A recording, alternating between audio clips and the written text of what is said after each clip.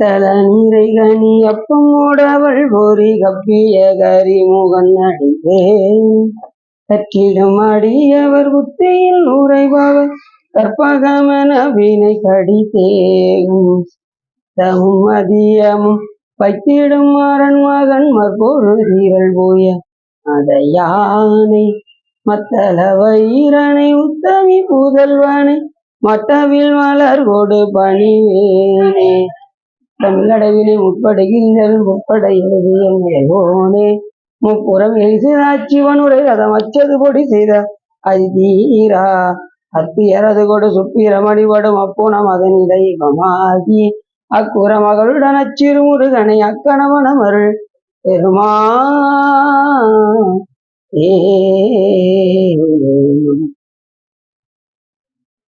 என்காய்ஞ்சனக் அருள் தந்தையும் சிந்தாகுலமானவை ஈத்தனையாள் கந்தா கதிர்வேலவனே உமையாள் மைந்தா குமரா மறைநாயகனே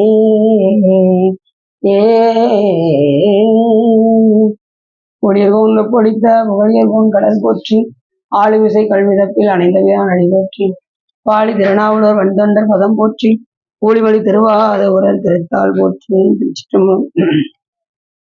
எல்லாம் வல்ல சிவகாமிபாளுடன் ஆகிய வைத்தியநாத சுவாமியுடைய பெரும் கருணையினாலே நாம் தொடர்ந்து காஞ்சிபுராணத்தில் இருந்து அமரேச படலம் பற்றி சிந்திப்பதற்கு திருவருளும் குருவருளும் அடியாரர்களும் கூட்டியுள்ளது. அதன் அடிப்படையில் நாம் எப்போதுமே ஒரு பாடலை சிந்தித்து விட்டு தான் சொல்வோம். அதன் அடிப்படையில் என்று நாவுக்கரசர் பெருமான் அருள் செய்த 4ஆம் திருமுறையிலிருந்து ஒரு பாடலை சிந்திக்க இருக்கின்றோம். நம்பனை நரை மூன்றும் எரியும் வெறுவ நோக்கும் அம்பனை அமுதை ஆற்றை அணிபொழில் கட்சி உள்ளே கம்பனை கதிர்வன் திங்கள் செஞ்சடை கடவுள் தன்னை செம்பொனை பவள தூணை சிந்தியா எழுகின்றேனே என்று மிக அற்புதமாக நாவுக்கரசர் பெருமான் கூறுகின்றார். நம்பனை நகரம் ஒன்றும் எரியில்லை வெறுவ நோக்கும் என சொல்ல வருகின்றார் என்று சொன்னால், நம்பனை என்றால் நாமெல்லாம் விரும்பத்தக்க பொருளாக விளங்கக்கூடிய பெருமான் சிவபெருமான் நம்பனை என்று கூறுகின்றார். நம்ப நாமும் நமச்சிவாயவே என்று கூட பாடல. அப்படி எல்லாரும் விரும்பத்தக்க பொருளாகவும் அவனை நம்பி வழிபாடு செய்தால் நம்முடைய வினைகளை போக்கக்கூடியவனாகவும் விளங்குகின்றார் சிவபெருமான். நம்பனை நகரம் மூன்றும் எரியுல அந்த முப்புறம் எரிக்கும் போது சிவபெருமான் என்ன செய்கிறார் என்று சொன்னால், ஈரம்பு கண்டிலம் ஓரம்பு தன் கையில் 2 அம்பு கொண்டு போறதுல ஒரு அம்பு கொண்டு போனாரா, அந்த ஒரு அம்பு கூட பெருசு நினைச்சிட்டு அதையே திருப்பி கொண்டு வந்துட்டாராம் சாமி முப்புறம் எரிக்கும் போது. ஏன்னா போர்னு வந்துட்டா கண்டிப்பா என்ன செய்யக்கூடாது, ஆயுதம் இல்லாம போகக்கூடாது. அதனால சாமி ஒரு அம்பை கொண்டு போயிட்டு அதையும் திருப்பி கொண்டு வந்துட்டாராம். அப்படி இன்னொன்னு என்ன சிரித்தே அடித்தார் சிவபெருமான். அந்த முப்புறம் எரிக்கும் போது அந்த 3 கோட்டைகளில் தங்கக்கோட்டை, வெள்ளிக்கோட்டை, இரும்பு கோட்டையில் உள்ள அந்த அசுரர்களை எல்லாம் சிவபெருமான் பிரித்தே அடித்தார். அதுல 3 அசுரர்கள் மட்டும் விடாத சிவபூஜை செய்த காரணத்தினால் அவர்களுக்கு சிவபெருமான் அருள் செய்தார்.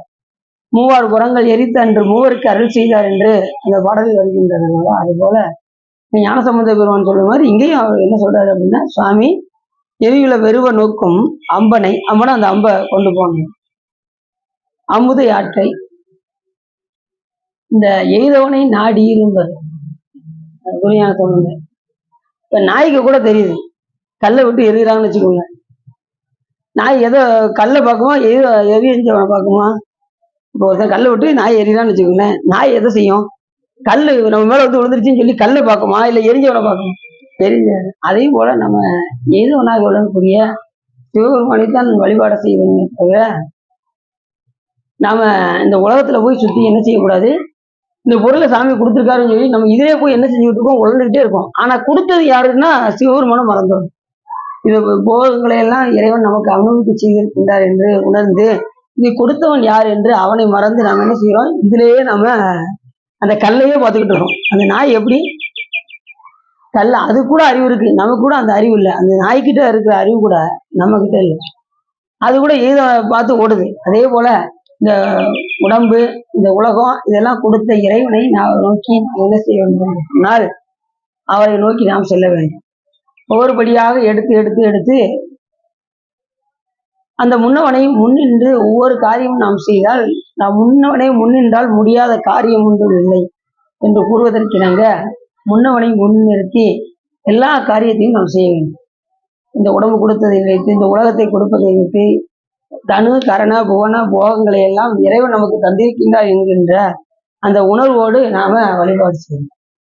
அதோட பெரும நோக்கம் அம்பனை அமுதை ஆற்றை, அமுது ஆறு போல சாமி எப்படி இருப்பாராம், சட்டோ நினைக்க மனத்தமுதாம் சங்கரனை கெட்டேன் மரப்பேனோ கேடுபடா திருவடியை ஒட்டாத பாவி தொழும்பறை நாம் ஒருவரையும் சிட்டாய சிட்டர்க்கே சென்றுதாய் கொத்தும்பி அப்படின்னு சொல்றேன். ஊர் போயிட்டுங்களா? சரி. சிட்டாய சிட்டர்க்கே சென்றுதாய் சட்டோ சட்டு அந்த ஒரு செகண்ட் தான். அப்படி நினைச்சாலே சிவருமன் அந்த செகண்ட்ல இறைவன் நினைச்சாலே சாமி அமுதமா நமக்கு சட்டோ நினைக்க மனத்து அமுதாம் சங்கரனை, அமுது போல சிவபெருமான் என்ன செய்வாரா ஊறி நமக்கு இன்பத்தை அளித்தார். சட்டோ நினைக்க மனத்து அமுதாம் சங்கரனை கெட்டேன் மரப்பேனோ கேடுபடா திருவடி. ஒரே குற்றம், ஒரு குற்றம் மட்டும் செஞ்சிடக்கூடாது, திருவடி பிழை மட்டும் நம்ம செஞ்சிடவே கூடாது, திருவடியா மறக்காம இருக்கும். அப்படி ஒட்டாத பாவி தொழும்பறை நாம் ஒருவரையும் சிட்டாய சிட்டர்க்கே சென்றுதாய் கொத்துமி என்று கூறுவதற்கிணங்க அவனை நினைத்தாலே அமுதமாக ஊறி நமக்கு இன்பத்தை கொண்டு வருவார் சிவபெருமான்.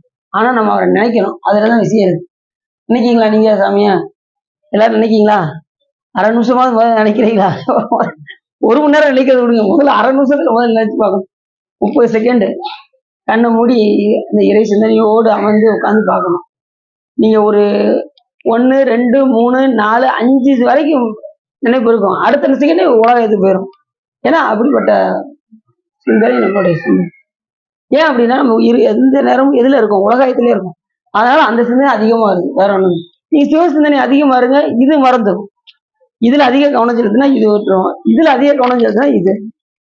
இப்படி நம்ம எதுல அதிக கவனம் செலுத்தணும்னா இறைவன் தான் நம்ம அதிக கவனம் நாம் செலுத்தணும். அவனை நினைத்தால் நமக்கு இன்பம் வரும், அவனை மறந்தால் நமக்கு துன்பம் வரும். இதுதான் அடிப்படை. அவனை மறக்க மறக்க நமக்கு துன்பம், அவரை நினைக்க நினைக்க இன்பம். நமக்கு இன்பம் வேணுமா துன்பம் வேணுமா நாம தான் முடிவு. என்ன வேணும், இன்பம் வேணுமா துன்பம் வேணுமா? இன்பம் தான். எல்லா உயிரும் விரும்புறது என்னது? இன்பம். அப்ப சிவபெருமானை நினைந்தால் நமக்கு இன்பம். அத பல பாடல்ல சொல்றாரு, இன்பமாவே இருக்கக்கூடிய பெருமான். அத ஞானசம்பந்தர் பாடல்ல சொல்றாரு, செல்வன் கடலேத்தும் செல்வம் செல்வம். அப்படி அவன் தான் உண்மையான செல்வன், அவன் இன்பத்தை கொடுக்கக்கூடிய பெருமான். இப்படி எல்லாவற்றுக்கும் சொந்தக்காரன் யாருன்னா சிவபெருமான் இருக்காங்க. இந்த உயிர்களுக்கு சொந்தக்காரன் யாருனாலும் சிவபெருமான் தான். அதனால அவருக்கு ஈசன் என்றும் ஈஸ்வரன் என்றும் அந்த பேரு சுவாமிக்கு. ஈஸ்வரன்னா எல்லா உயிர்களுக்கும் சொந்தக்காரன். அப்படி அம்பனை அமுதை ஆற்றை, அமுது போல, அமுதம் எப்படி ஆறு போல ஓடுமோ அது போல இறைவன் நமக்கு அமுதம் போல என்ன செய்யறாராம், ஊற்று போல அவரை நினைக்க நினைக்க நினைக்க நினைக்க நமக்கு இன்பத்தை கொடுக்கக்கூடிய பெருமானாகவும். அணிபொழில் கட்சி உள்ளே கம்பனை, அந்த கம்பை ஆற்றில சுவாமி என்ன செய்யறாரு, அந்த மாமரத்தின் அடியில சுவாமி சிவலிங்கமாய் தோன்றினார் அல்லவா, அதை இந்த இடத்துல சொல்றாரு. கம்பனை, கம்பை ஆற்றில் நதிக்கரையில் இருக்கக்கூடிய அந்த சிவலிங்கத்தை அவர் தான் ஏகாம்பநாதராக, ஏகாம்பரேஸ்வரராக அங்கே காஞ்சிபுரத்தில் சிவபெருமான் அங்கே வீட்டு. இப்ப அந்த புராணம் தானே பார்த்துக்கிட்டு இருக்கோம், காஞ்சி புராணம் தானே பார்க்கணும். இது முடிஞ்சு நம்ம எங்க போறோம்? காஞ்சிபுரத்துக்கு. 2 நாள் லீவுக்கு இப்பயே தயாராகிங்க. அது எப்போ ஆனா முடிவுக்கு நாளாகும், இன்னும் 6 மாசம் ஆகும். இப்ப 6 மாசம் ஆயிருக்கு, இன்னும் 6 மாசம் ஆகும். தானே பாதி வந்துட்டோம், இன்னும் பாதி இருக்கு. சரி, இப்படி அமுதமாக இறைவன் நினைச்சுவாரு. அமுது ஆறு போல எப்படி ஓடுதோ அது போல நம்ம இந்த உயிர்களுக்கு அவன் அமுதமாக திரைத்தனை உள்ளது ஒரு கோவிலில் தேன் உண்ணாது நினைந்தோறும் காண்தோறும் பேசுந்தோறும் இப்போதும் அனைத்தலும் உள்நக ஆனந்தத்தேன் சொரியும் பொனிப்புடையானுக்கே சென்றுதாய் கோத்தும் என்பத மாணிக்க வாசகர் சொல்ல. நம்ம இந்த சின்ன சின்ன தேனுக்காக இந்த உலக இன்பம்லாம் எப்படின்னா, அந்த பூக்கள்ல போய் தேனீக்கள் என்ன செய்யும், ஒவ்வொரு பூலையும் போய் ஒரு தேனை உரியும். கொஞ்சம் கொஞ்சமா அந்த ஒவ்வொரு பூக்களையும் தேனை உறிஞ்சி செஞ்சு அது எவ்வளவு இருக்கும், ஒரு பூக்குள்ள ஒரு தேன் எவ்வளவு இருக்கும், ஒரு சொட்டு கூட இருக்காது, அவ்வளவு ஒரு துளி தான் வரும். அது எல்லா பூலையும் கலந்து கொண்டு வந்தா தான் அந்த ஒரு துளி சொட்டாவது தேன் இருக்கும். அதை பருகிறதுக்கு அது அது அவங்க இன்பமா இருக்கான். ஆனா நான் ஒரு தேன் சொல்றேன் அப்படின்னு சொல்லி மாணிக்க வாசகர் சொல்றாரு. அட வண்டே, நீ இந்த ஒவ்வொரு பூலையும் போய் இந்த தேனை எடுத்துட்டு வந்து நீ சுவைக்க உனையும், நான் ஒரு தேன் சொல்றேன், அது எப்படிப்பட்ட தேன் தெரியுமா, அதை நினைச்சா இனிக்கும், கண்டா இனிக்கும், அதை எப்போதும் இனிக்கக்கூடிய ஒரு பொருள் எதுனா சிவபெருமான். நினைந்தோறும் காண்தோறும் பேசுந்தோறும் எப்போதும் அனைத்து எழும் அவனை பத்தி பேசினாலே என்ன ஆயிருமா, உடம்பெல்லாம் சிலைக்க ஆரம்பிச்சு, உள்ளமெல்லாம் ஊற ஆரம்பிச்சு. தினைத்தனை உள்ளது ஒரு பூவினில் தேன் உண்ணாது நினைந்தோறும் காண்தோறும் பேசுந்தோறும் எப்போதும் அனைத்து எலும்பு உள்நக ஆனந்த தேன் சொல்லி. அது என்ன தேனு, ஆனந்த தேன். சிவபெருமான் கொடுக்கக்கூடிய தேனு. இப்ப சிவபெருமானை பத்தி நீங்க கேட்கும் போது உங்களுக்கு உங்களை அறியாமல உணர்ச்சி வருதா, அந்த இன்பம் கோடீஸ்வரர்கள் கூட வர. இறைவனை பற்றி நாங்க கேட்கக்கூடிய அந்த இன்பம் யாரு கிடைக்காது, கோடீஸ்வரர்கள். அப்ப கோடீஸ்வரருடைய இன்பம் எப்படி இருக்குன்னு நீங்களே யோசிச்சு பார்த்துங்க. அப்ப நம்ம இன்பம் எப்படி இருக்குன்னு யோசிச்சு பாருங்க. கோடீஸ்வரரால என்ன செய்ய முடியாது, நிம்மதியாக இருக்க முடியாது. ஆனா எப்பேற்பட்ட கோடீஸ்வரராக இருந்தாலும் ஒரு குறை இருக்கும், யாராவது ஒரு குறை. ஒருத்தர் நிறைய பேருக்கு பாத்தீங்கன்னா குழந்தை பாக்கியம் தான் இருக்காது, கோடீஸ்வரர்களுக்கெல்லாம். ஆனா நம்மளுக்கு எது கொடுத்தாலும் நமக்கு பத்தாது, நமக்கு எது கொடுத்தாலும் சத்தப்படாது கம்மி. இப்ப எல்லாரும் போய் சாமிகிட்ட போய் என்ன செய்வாங்க, சாமி எனக்கு நல்லா படிப்பு வரணும்னு கேட்பாங்களா, உடனே சாமி படிப்பு கொடுத்துருவாரு. படிப்பு முடிச்சதும் சாமி நான் வேற என்ன கேட்க போறேன் சாமி, அடுத்த நெக்ஸ்ட் ஒரு நல்ல வேலை அப்படிவாங்க. உடனே சாமி ஒரு வேலையை கொடுத்துறாரு. சாமி நான் ரொம்ப நாளா பேச்சரலாவே இருக்கேன், எனக்கு ஒரு துணையை கொடுத்துட்டேன்னா ரொம்ப நல்லா இருக்கும் அப்படின்ட்டு அடுத்த ரிசீவர் சாமி ஒரு துணையோட அடுத்த 2 பேரும் சேர்ந்து வருவாங்க கோயிலுக்கு. சாமி அடுத்து என்ன கேட்க போறேன்னு உனக்கே தெரியும், ஒரு குட்டி பையன் கிடைச்சிட்டானா ரொம்ப சந்தோஷமா இருக்கும், மன திருப்தியே விடாது. இறக்கும் வரையும் தம்பி, இறக்கும் வரைக்கும் நமக்கு என்ன வராது, திருப்தியே.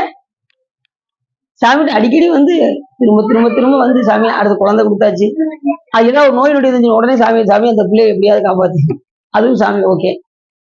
அதுக்கப்புறம் அதுக்கு ஒரு கல்யாணத்தை பார்க்கணும்னு வருவாங்க, அதுக்கப்புறம் அதுக்கு ஒரு நம்ம ஒரு பேரனை பார்ப்போம் வருவோம். இப்படி சாமிகிட்ட கேட்கறதுக்கு இறைவன் கொடுத்துக்கிட்டே தான் இருக்காரு. என்னைக்காவது சாமி சலிக்கிறாரா?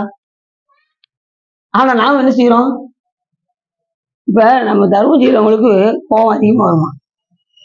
இப்போ ஒரு 100 ரூபாயை மாத்தி நான் கையில வச்சிருக்கேன், 100 ரூபாயை மாத்தி 10 ரூபாய் 10 ரூபா வச்சிருக்கேன், 10 வச்சிருக்கேன். ஒருத்தர் வந்து தர்மம் கேட்டு வர்றாரு, அவருக்கு ஒரு 10 ரூபா போடுறேன். 2வது ஒருத்தர் வர்றாரு, 10 ரூபா போடுறேன். இப்படி 10 பேருக்கு 9 பேருக்கு போட்டாச்சு. 10வது போடும்போது இப்ப வந்தாலே வந்தாரு, நமக்கு என்ன வரும், போட்டேன் என்ன அப்படியா அப்படின்னு சத்தம் போடுவோம், போட மாட்டோம். கோவம் வருமா வராதான், தர்மம் செய்யறவங்களுக்கு கோவம். ஆனா திரும்ப திரும்ப நம்ம எத்தனை தடவை சாமிட்டு வரோம், என்னைக்காவது ஒரு நாளாவது கோவப்படுறாரா? அவர் கோவப்பட மாட்டேன். ஏன்னா அவர் கருணையுமா கற்றவர் விழுங்கும் கற்பக கனியை கரையில்லா கருணைமா கடலே அப்படின்னு. கருணைமா கடல். சாமி வந்து எல்லாத்துலேயும் எளிமை, எதனாலும் இந்த உயிர்களுக்கு செய்ய வேண்டும் என்கின்ற கருணை, அது கடலை விட பூர்ண கருணை சாமிக்கு. ஏன்னா அவருக்கு உருவமே கற்பனை கடந்த ஜோதி கருணையே உருவமாகி, அவருக்கு உருவம் எதுன்னா கருணை தான். நம்ம அறிவு கொண்டு சாமி இப்படிதான் இருக்கான்னு சொல்ல முடியாது. ஏன்னா அவர் ஆணுமல்லன் பெண்ணுமல்லன் அழியுமல்லன் எல்லாம் கற்று எண்ணுவதற்கு எட்டார் எழிலார் கடலிறைந்து விண்ணிறைந்து மண்ணிறைந்து மிக்காய் இளங்கொழியா எண்ணிறந்து எல்லை இலாதானின் பெரும் சீர் அப்படிங்கிறாரு மாணி. இப்படி எல்லாவற்றையும் கடந்தவர் சிவபெருமான். அத நீ சொல்றாரு. அப்படி கம்பனை கதிர்வன் திங்கள் செஞ்சடை கடவுள் தன்னை. செஞ்சடை இறைவன் யாருன்னா சிவபெருமான். செம்பொருள் அப்படின்னா சிவபெருமான் ஒருத்தர் தான் வருது, வேற எந்த தெய்வத்தையும். ஏன் அப்படின்னா அவர் முருகப்பெருமானை சொல்லும் போது அப்படிதான், பெம்மான் முருகன் பிறவான் இறைவன், அவரும் செம்பொருள் தான். ஏன்னா சிவபெருமான் தானே முருகப்பெருமானா இருக்காரு. அதனால செம்மான் மகளை திருடும் திருடன் பெம்மான் முருகன் பிறவான் இரவான் சும்மா இரு சொல்லற என்றலுமே அம்மா பொருள் ஒன்றும் அறிந்திலனே அப்படிங்கிறாரு அருணகிரிநாதர். முருகப்பெருமான் ஒரே ஒரு உபதேசம் தான் சொன்னார், சும்மா இரு சொல்ல. ஏதாவது பொருள் புரியுதா? சும்மா இரு, அது ஒண்ணுதான் தெரியுது. சொல்லற அப்படின்னா எல்லாவற்றையும் அது கடந்து இருப்பது, அதாவது தத்துவங்கள் எல்லாம் கடந்து இருந்தால் இறைவனை நாம் பார்க்கலாம் என்பதற்காக முருகப்பெருமான் அருணைநாத பெருமானுக்கு சும்மா இரு சொல் அற அப்படின்னு 12 ஆண்டுகள் ஊனை வெறுத்து உடலை வெறுத்து 12 ஆண்டுகள் முருகப்பெருமான தவம் செய்தார் அருணைநாதர். அதுக்கப்புறம் 12 ஆண்டுகளுக்கு பிறகுதான் அவருக்கு காட்சி கொடுத்து நாக்கை நீட்டி முத்து முத்தாக பாடுன்னு சொல்லி ஓம் என்று எழுதி பாடச்சு. அவ பாடின பாட்டு உங்களுக்கே தெரியும். முட்டை தரு பக்தி திருநகை அத்திக்கீரை சக்தி சரவண முக்தி கொரு வித்தி குருபரை என போதும் முக்கட்பர மட்பிச் சுருதியின் முற்பட்டது கற்பித்திருவரும் 30 வர்க்கத்து அமரரும் அடிவேன 10 தலை தத்தக்கணைதோடு ஒற்றை கிரி மத்தை பொறுதொரு பட்டப்பகல் வட்டத்தீரியில் இரவாக பத்தற்கிற தத்தை கடவிய பச்சை புயல் மெச்சத்தகுபொருள் பஷ்யத்தோடு ரச்சித்து அழுவதும் ஒரு நாளே தித்தித்தய ஒத்த பரிபுர நித்தம்பதம் வைத்து பயிரவு திக்கற்க நடிக்க கழுகொடு கழுதாட திக்குப்பறி அட்டப்பயிரவ தொக்கு தொகு தொக்கு தொகு தொகு சித்தப்ப விரிக்கு திரிகடக என போத கொத்துப்பற கொட்ட களமிசி குக்கு குகு குக்கு குகு குகு குத்தி புதை புக்கு பிடி என முது கூகை பொற்புற்றென நற்பற்ற உணர் வெட்டி பழியிட்டு குலகிரி குத்துப்பொட ஒத்த புறவல பெருமாளே பெருமாளேன்னாரு. யாரு? அது பாட வச்சது யாரு? முருகப்பெருமான். பாடினது யாரு?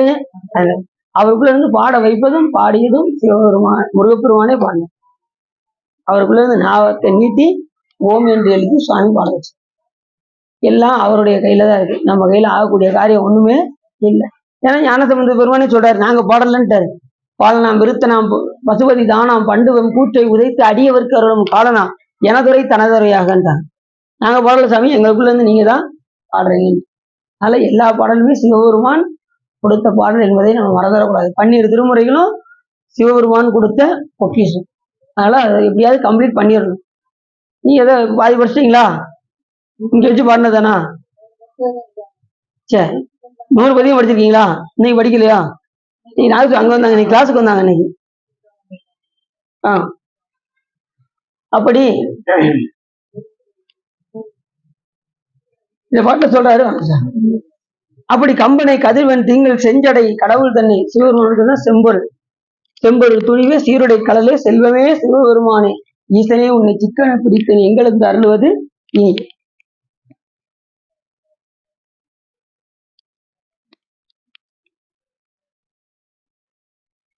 சாமிக்கு வந்து செஞ்சடை, மற்றவங்களுக்கு எல்லாம் கருஞ்சடை, இல்லைன்னா வெஞ்சடை. நமக்கு ஒண்ணு வெல்ல முடியா இருக்கும், இல்லைன்னா வர முடியாது. சாமி சடை வந்து செஞ்சடை. இப்ப எல்லாம் நிறைய பேர் செஞ்சடை ஆக்கிட்டு இருக்காங்க, டை அடிச்சு அதை செக்கச்சவே ஆக்கிடுறாங்க. அந்த மாதிரிலாம் போய் நீங்க என்னங்க சிவபெருமான் செஞ்சடை, நாங்களும் செஞ்சடையை வச்சிருக்கோம் பாருங்க அப்படின்னு நினைக்கிறாங்க. டை அடிச்சு ஒரு வாரத்துல செக்கச்சவே ஆயிருக்கு. அப்படி வந்து கருப்பா இது வெள்ளை இருந்ததானே பிரச்சனை, உங்களுக்கு சிவப்பாய்க்கணும் அப்படின்னு ஒண்ணு அது செய்யறாங்க, இல்லைன்னா மருதனியை தடவி சிவப்பாய்க்கிறாங்க. அப்படி இப்ப நிறைய பேர் வெள்ள முடியெல்லாம் என்ன செய்யறாங்கன்னா இது இது போட்டா சிவப்பாயிருது, மருதாணி போட்டு சிவப்பாயிருது. அப்படியா? இல்ல நிறைய பேருக்கு அப்படிதான் சொன்னாங்க. நீங்க ஒன்றும் பிரச்சனை இல்லை, வெள்ள முடி இருக்கா அந்த பாருங்க அப்படின்ட்டு என்ன செய்யறாங்க, நல்ல மருதாணி அரைச்சு தடவிட்டோம் அப்படி ஆகி போச்சு. சும்மா உயாம டை அடிச்சுக்கிட்டு எதுக்கு சிவப்பாய்.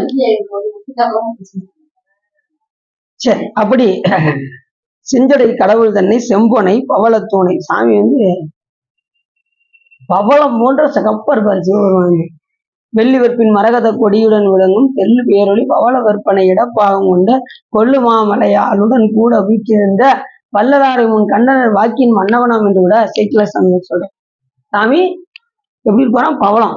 அம்மா வந்து எப்படி இருப்பாங்க? அந்த மரகத கொடி. முதல்ல வெள்ளி வெறுப்புனா சாமி அந்த மலை வந்து எப்படி இருக்கா, சாமி அணிஞ்சிருக்கக்கூடிய திருநீர் வெண்மையா இருக்கு பாருங்க, அது மாதிரி இருக்கான். வெள்ளி வெறுப்பின் மரகத கொடி, மரகத கொடியுடன் கூட வீட்டிருந்த தெல்லு பேரொளி பவள வெற்பனை இடப்பாகம் கொண்ட. பவளத்துல இடப்பாகத்துல மரகத கொடி அப்படி பறந்துருச்சு அப்படி இருக்கும்.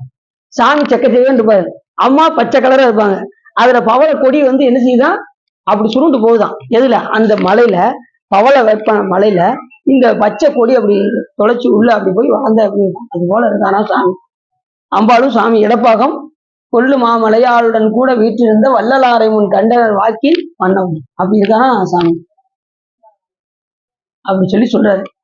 அப்படி ஒரு அருமை செம்பனை பவள தூணை சிந்தி அப்படிப்பட்ட பெருமாளை நாம் சிந்தித்தோம் என்று சொன்னால், சிந்தித்தது என்ன அர்த்தம்? தியானித்தல் அர்த்தம். சாமியை அதிகமாக தியானிக்க வேண்டும். சும்மா எல்லாம் விடக்கூடாது. அதிகமாக உட்காந்து சிவசிந்தனையோட இருந்து முதல்ல அடிய சொன்ன மாதிரி 1/2 நிமிஷத்துல இருந்து ஆரம்பிச்சு அப்படி கொஞ்சம் கொஞ்சமா நாளுக்கு நாள் அதை பெருக்கிக் கொண்டே போகும். சிந்திச்சோம்னா நமக்கு என்ன வராது, போன பாட்டு இடர் வராதுன்னாரு. இந்த இதுல அப்படி அவனையே சிந்தித்து சிந்தித்து எழுகின்றேனே அப்படிங்கிற எழுந்தால் நமக்கு எந்த விதமான துன்பமும் நமக்கு அடையாது என்று இந்த பாடல்ல அற்புதமாக யார் சொல்றா? இப்ப நம்ம கதைக்குள்ள போறோம். அமரேச படம். அமரர்னா யாரு? தேவர்கள். அவங்க என்ன செஞ்சாங்க அப்படின்னா, புத்தார்துறை அதன் கீழ்த்திசை 30 முக்கோடி புத்தேளிரும் வழிபாடு செய்ய அமரேஸ்வரம் பற்றி புகழ்வாம் என்று இந்த பாட்டை சொல்ற. ஏற்கனவே நாம போனோட்ட என்ன பார்த்தோம்? தான் தோன்றீச படலத்தை பத்தி பார்த்தோம். இப்ப அமரேஸ்வர படலத்தை பற்றி சிந்திக்கின்றோம் என்று அந்த நந்தியபெருமான் அத்தனை முனிவர்களுக்கும் கதை எடுத்து சொல்ல போறாரு. என்ன சொல்றாரு? வரி வண்டின முரளா மன மாலை கடவுளரும் முறி நுண்ணிடை திரி மைந்தரும் முன்னால் ஒரு காலத்து எரிவண்டி என சீறி எதிர்த்து பொருளுற்றார் நரிபெய் கொடி சேனம் சூழலும் கலைஞாங்கர் என்று. அதுல என்ன சொல்றாரு அப்படின்னா, ஒரு காலத்துல தேவர்களும் அசுரர்களும் ரொம்ப சண்டை போட்டுக்கிட்டு எதுக்கு எடுத்தாலும் அவங்க 2 பேத்துக்கு அடிக்கடி சண்டை வரும். இந்த பங்காளி சண்டை வாங்க பார்த்தீங்களா, அது மாதிரி இவங்க 2 பேத்துக்கும் எந்த இடமும் சண்டை வந்துட்டு இருக்கு. அப்படி ஒரு காலத்துல தேவரும் அசுரரும் அப்படி சண்டை போட்டுக்கிட்டு இருக்கும்போது பல இவங்களும் சண்டை போட்டாங்க. அப்படி சண்டை போட்டதும் உடனே சாமிகிட்ட உமையம்மையை சொன்னாங்களாம். 2 பேரும் அப்படி பார்த்துக்கிட்டே இருந்தாங்களாம். அங்க இருந்து கைலாயத்துல இருந்து இவங்க 2 சண்டை போடுறத பார்த்துக்கிட்டு இருந்தா உடனே முதல்ல யாரும் தெரியுமா கேட்பான்? சண்டை போட்டுக்கிட்டு இருந்தா யாருக்கு கருணை ரொம்ப அதிகமா இருக்கும்? ஏன்னா அம்பாள் என்ன சிவபெருமானுக்கு கருணை தான் அம்பாள். இந்த அருட்பெரும் ஜோதி தனிப்பெரும் கருணைங்கிறாங்க. அருட்பெரும் ஜோதினா யாரு? சிவபெருமான். தனிப்பெரும் கருணைனா யாரு? அம்பாள். அப்ப கருணை தான் அம்பாள். சாமி நினைப்பாரு முடிக்கக்கூடிய யாருன்னா சக்தி தான். அதனால அம்பாளுடைய அனுகிரகம் பெற்றுதான் சிவபெருமானை நாம் அடைய முடியும். அதுக்கு ஒரு கதை ஏற்கனவே உங்ககிட்ட சொன்னேன். அம்பாள்கிட்ட நாம ஒரு வீட்டுல ஒரு கணவனார் இருப்பாரு, ஒரு அம்மா இருப்பாங்க, 2 பையங்க இருப்பாங்க. இந்த மூத்த பையன் அந்த அம்மா மேல ரொம்ப பற்றா இருந்தான்னு வச்சுக்கோங்க, பாசமா இருந்தான்னு வச்சுக்கோங்க. அந்த அம்மா என்ன செய்வாங்க? நைஸா அந்த ஐயாட்ட போய் பக்கத்துல போய் என்னங்க சொல்லுமா அப்படிம்பாரு அந்த ஐயா. ஒண்ணும் இல்லைங்க, நம்ம தில்லைநகர் உள்ள அந்த 10 லட்சம் ரூபாய் வீட நம்ம மூத்த பையனுக்கே எழுதி வச்சிருங்க அப்படின்னு சொல்லுவாங்க. சொல்ல மாட்டாங்களா? ரொம்ப அன்பா இருந்தா கண்டிப்பா அந்த அம்மா சொல்லுவாங்க, தன் கணவனாட்ட அந்த வீடை தன் பையனுக்கு எழுதி கொடுங்க, மூத்த பையனுக்கு எழுதி கொடுங்க. அதே போல நம்ம அம்பாளிடம் பிரியமாக இருந்தால் சாமி கிட்ட கொண்டு போய் சேர்க்கக்கூடியது யாரு? உமையம்மை நம்மளை கொண்டு போய் சேர்க்கும். வேற ஒண்ணும் இல்ல. அம்பாள்னு நீங்க தனியெல்லாம் நினைக்க முடியாது, சுவாமியுடைய சக்தியா நினைக்க. ஒரு பொருள் தான், ஒரு வாயினை மானங்காலத்து ஈரியல்வாய் ஒரு விண்முதல். அது தன்மையில இருப்பதனால் அதை நாம் சக்தி என்று கூறுகிறோம். அப்படி 2 பேரும் ஒரு நாள் சண்டை போட்டுக்கிட்டு இருந்தாங்க. அப்ப சுவாமி அம்பாள் கைலாய மலையிலிருந்து வீட்டு இப்படி சண்டை போட்டுக்கிட்டு இருக்காங்களே அப்படின்னு சொல்லி அம்பாள் இது ஏதாவது பார்த்து செய்யக்கூடாதா அப்படின்னா, இந்த சண்டையை கொஞ்சம் நிப்பாட்டக்கூடாதா அப்படின்னு. இருதரத்தோடு சண்டை போட்டுக்கிட்டு இருக்காங்க, யாராவது ஒருத்தர் வெற்றி வருமாறு செய்யுங்கள் என்று உமையம்மை கூறினார்களாம். இப்ப சண்டை எல்லாம் முடிஞ்சிச்சா? ஒரு வழியா ரவிசங்கர் யார் தெரிஞ்சு வச்சா? வந்தது தெரிஞ்சு வச்சா? தெரிஞ்சவங்க. சரி பாட்டுக்கிட்டு. அப்படி இரு திறத்தாரும் உண்ணா அமுதானை என உடையான் முகம் நோக்கி என்னால் உணர்வெறியாய் இரு திறத்தோர். இப்ப 2 பேரும் சண்டை போட்டு இருக்காங்களே சாமி, யாராவது ஒரு ஆள் செய்யணும். ஒரு கூட்டினர் வாகைனா வெற்றி வாகை சூடுவது. புனை கண்ணலும் விண்ணாளரை வன்வெண்டர் என வென்றார் திரள் கொண்டார் என்று இந்த இடத்துல சொல்றாரு. யாராவது ஒரு சாமி ஜெயிக்கணும் சாமி. 2 பேரு ஜெயிக்க முடியாது. ஒரு சண்டை வந்தா 2 பேரு யாராவது ஒரு ஆள் தான் ஜெயிக்க முடியும். இப்ப தேவர் ஜெயிச்சா நல்லதா, அசுரர்கள் ஜெயிச்சா நல்லதா? தேவர் தான் ஜெயிக்கணும். அவங்கதான் மென்மையானவங்க, ரொம்ப அன்பானவங்க, சாமிக்கு ரொம்ப நெருக்கமானவங்க, பூசை பண்றவங்க. ஆனா சிவரும் என்ன பண்ணாராம்? அசுரர்கள் ஜெயிக்குமாறு செஞ்சாராம். அப்ப அம்பாள் என்ன பண்ணாங்களா? சாமி நீங்க தேவர்கள் ஜெயிக்குமாரியே செய்யுங்க அப்படின்னாங்க. அதுக்கப்புறம் மறுபடியும் போர் உண்டு, தேவர்கள் தான் ஜெயிச்சாங்க. எப்பவும் ஏன் அப்படின்னா, இப்ப அசுரர்களை காட்டிலும் தேவர்கள் ஏன்னா புண்ணியத்துல அவங்க மிகுந்தவர். அசுரர்கள் தேவர்கள் வந்து அசுரர்களை காட்டிலும் தேவர்கள் வந்து புண்ணியத்தில் மிகுந்தவர். ஏன்னா அப்படி புண்ணியம் செய்யறதுனாலதான் அவங்க தேவர்களா போய் பிறந்திருக்காங்க. புரியுதா உங்களுக்கு? ஆனா தேவர்களா போய் பிறந்தாலும் கூட சிவபூஜை செய்யாம என்ன செய்ய முடியாது, மேன்மையான நிலையை அடைய முடியாது. அது வந்து ஒரு பதம் தான். தேவர்கள்ங்கிறது ஒரு பதம் தான். புண்ணியம் செஞ்சு அங்க போகும். ஆனா மறுபடியும் எங்க வந்துடும் உயிர்? பிறவிக்கு. அப்ப பிறவிக்கு வராத நிலை எதுன்னா சிவபெருமானை பூசித்தால் ஒழிய என்ன செய்ய முடியாது, மேல்நிலையை அடைய முடியாது. அத சொல்றாரு, வையத்துள் வாழ்வாங்கு வாழ்பவன் வானுரையும் தெய்வத்தில் வைக்கப்படும். ஒழுக்கமாக வாழ்ந்தா தேவலோகம் வரைக்கும் போகலாம், இந்த தேவர்களாக ஆகலாம். ஆனா அதே வள்ளுவர் என்ன சொன்னாரு, யான் எனது என்னும் செருக்கு அறுப்பான் வானோர்க்கு உயர்ந்த உலகம். இந்த செருக்கு அறுக்கணும். யான் எனதுங்கிற செருக்கு வந்து ரொம்ப விகிதியா இருக்கும் நமக்கு. இந்த ஆணவம் என்ன செய்யணும்னா, நல்லா தெரிஞ்சுக்கோங்க, ஆணவ மலம் இப்ப நம்ம கிட்ட எப்படி இருக்கு அப்படின்னா, முதல்ல ஆரம்பத்துல எப்படி இருந்துச்சுன்னா முழுக்க முற்றிலும் மறைப்பு. நம்ம கேவல நிலையில இருந்தோம் பாத்தீங்களா, கேவல நிலையில இருக்கும்போது அப்ப நமக்கு உருவம் கிடையாது. நமக்கு சாமி அப்ப உடம்பு கொடுக்காத போது கேவல நிலையில இருக்கும்போது முற்றிலும் அறியாம, நமக்கு சாமி கூட கண்ணுக்கு தெரியல, இந்த உலகம் தெரியல, முழு முழு இருள அப்பயும் கூட சாமி நம்ம மேல கருணை வச்சுதான் இருக்காரு. ஆனா அப்ப நமக்கு வந்து ஆணவமலத்தோட வலிமை எப்படி இருக்கும் அப்படின்னா ஆவாரக சக்தியாக இருக்கும். ஆவாரக சக்தி முழு ஆற்றலோடு இருக்கும். அப்புறம் சாமி நமக்கு பிறவி கொடுத்ததுக்கு அப்புறம் சகல வர்க்க நிலைக்கு நம்ம வந்ததுக்கு அப்புறம் அது அதோனியாமிகா சக்தியாக மாறும்.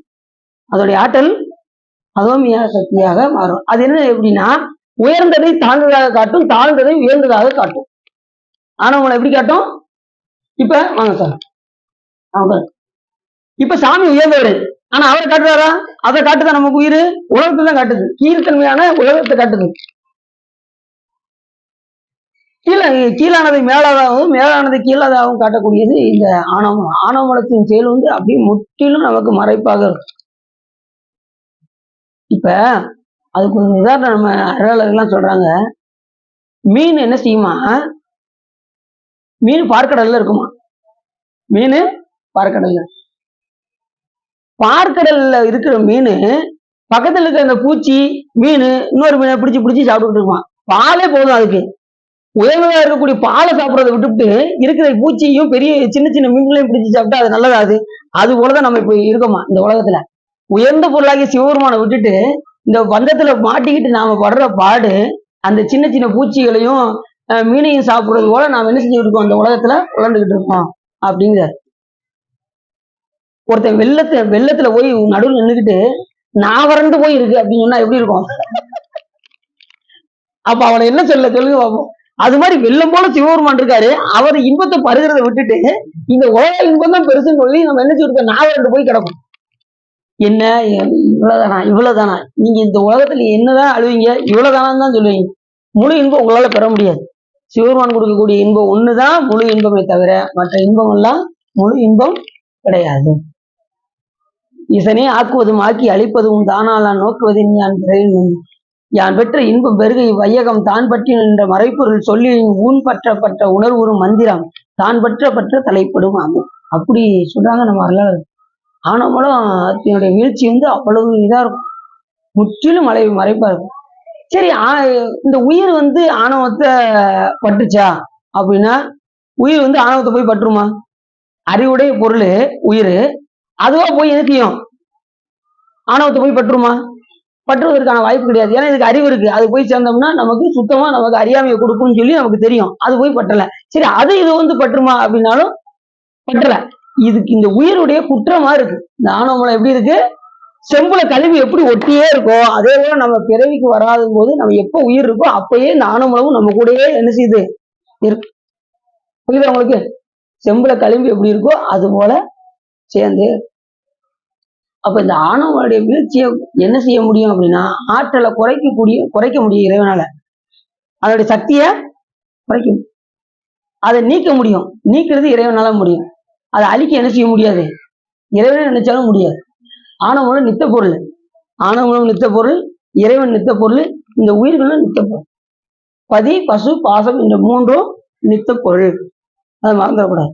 கொஞ்சம் அவங்களுக்கு இப்பதாங்க கொஞ்சம் புரியுற மாதிரி தெரியுது அப்படிங்கிறது புரியுது. அப்படி சிவா பார்க்காங்க ஒரு மாதிரி. ஆணவங்கிறாரு, மாயைங்கிறாரு, நித்தம் பொருளுங்கிறாரு. அப்படிங்கிறது போக போக புரிஞ்சுக்கோங்க. அப்படி ஊடல் ஊடல் லைட்டா சித்தம் தான். அப்படி இந்த ஆணவ ஆரம்பத்துல எப்படி இருக்குன்னு கேவல நிலையில வந்து ஆவாரக சக்தியா இருக்கும். இப்ப சகல வர்க்க நிலையில எப்படி இருக்கு நமக்கு கொஞ்சம் மறைப்பு நீக்கி நமக்கு வந்து அதோ நியாமிகா சக்தியாக இருக்கின்றது. அடுத்து நம்ம எங்க போகணும்? முற்றிலும் மிக குறைவாக இருக்கக்கூடிய நிலை எது அப்படின்னா, இந்த உயிர்களோட வகைகள் வந்து எப்படின்னா 3 வகையா இருக்கும். முதல்ல 3 வகை என்ன வகைன்னா, நம்ம சகல வர்க்க நிலை ஒன்று, அதுக்கு அடுத்து பிரளயாகலத நிலை ஒன்று, அதுக்கு அடுத்து விஞ்ஞான கலத நிலை ஒன்று. வகை, தொகை. வகை என்பது 3 வகை, தொகை என்பது எண்ணிலி உயிர்கள். எத்தனை உயிர்கள்னு சொல்லவே முடியாதான். இது வரைக்கும் பிறந்த உயிர்கள் எத்தனைங்க?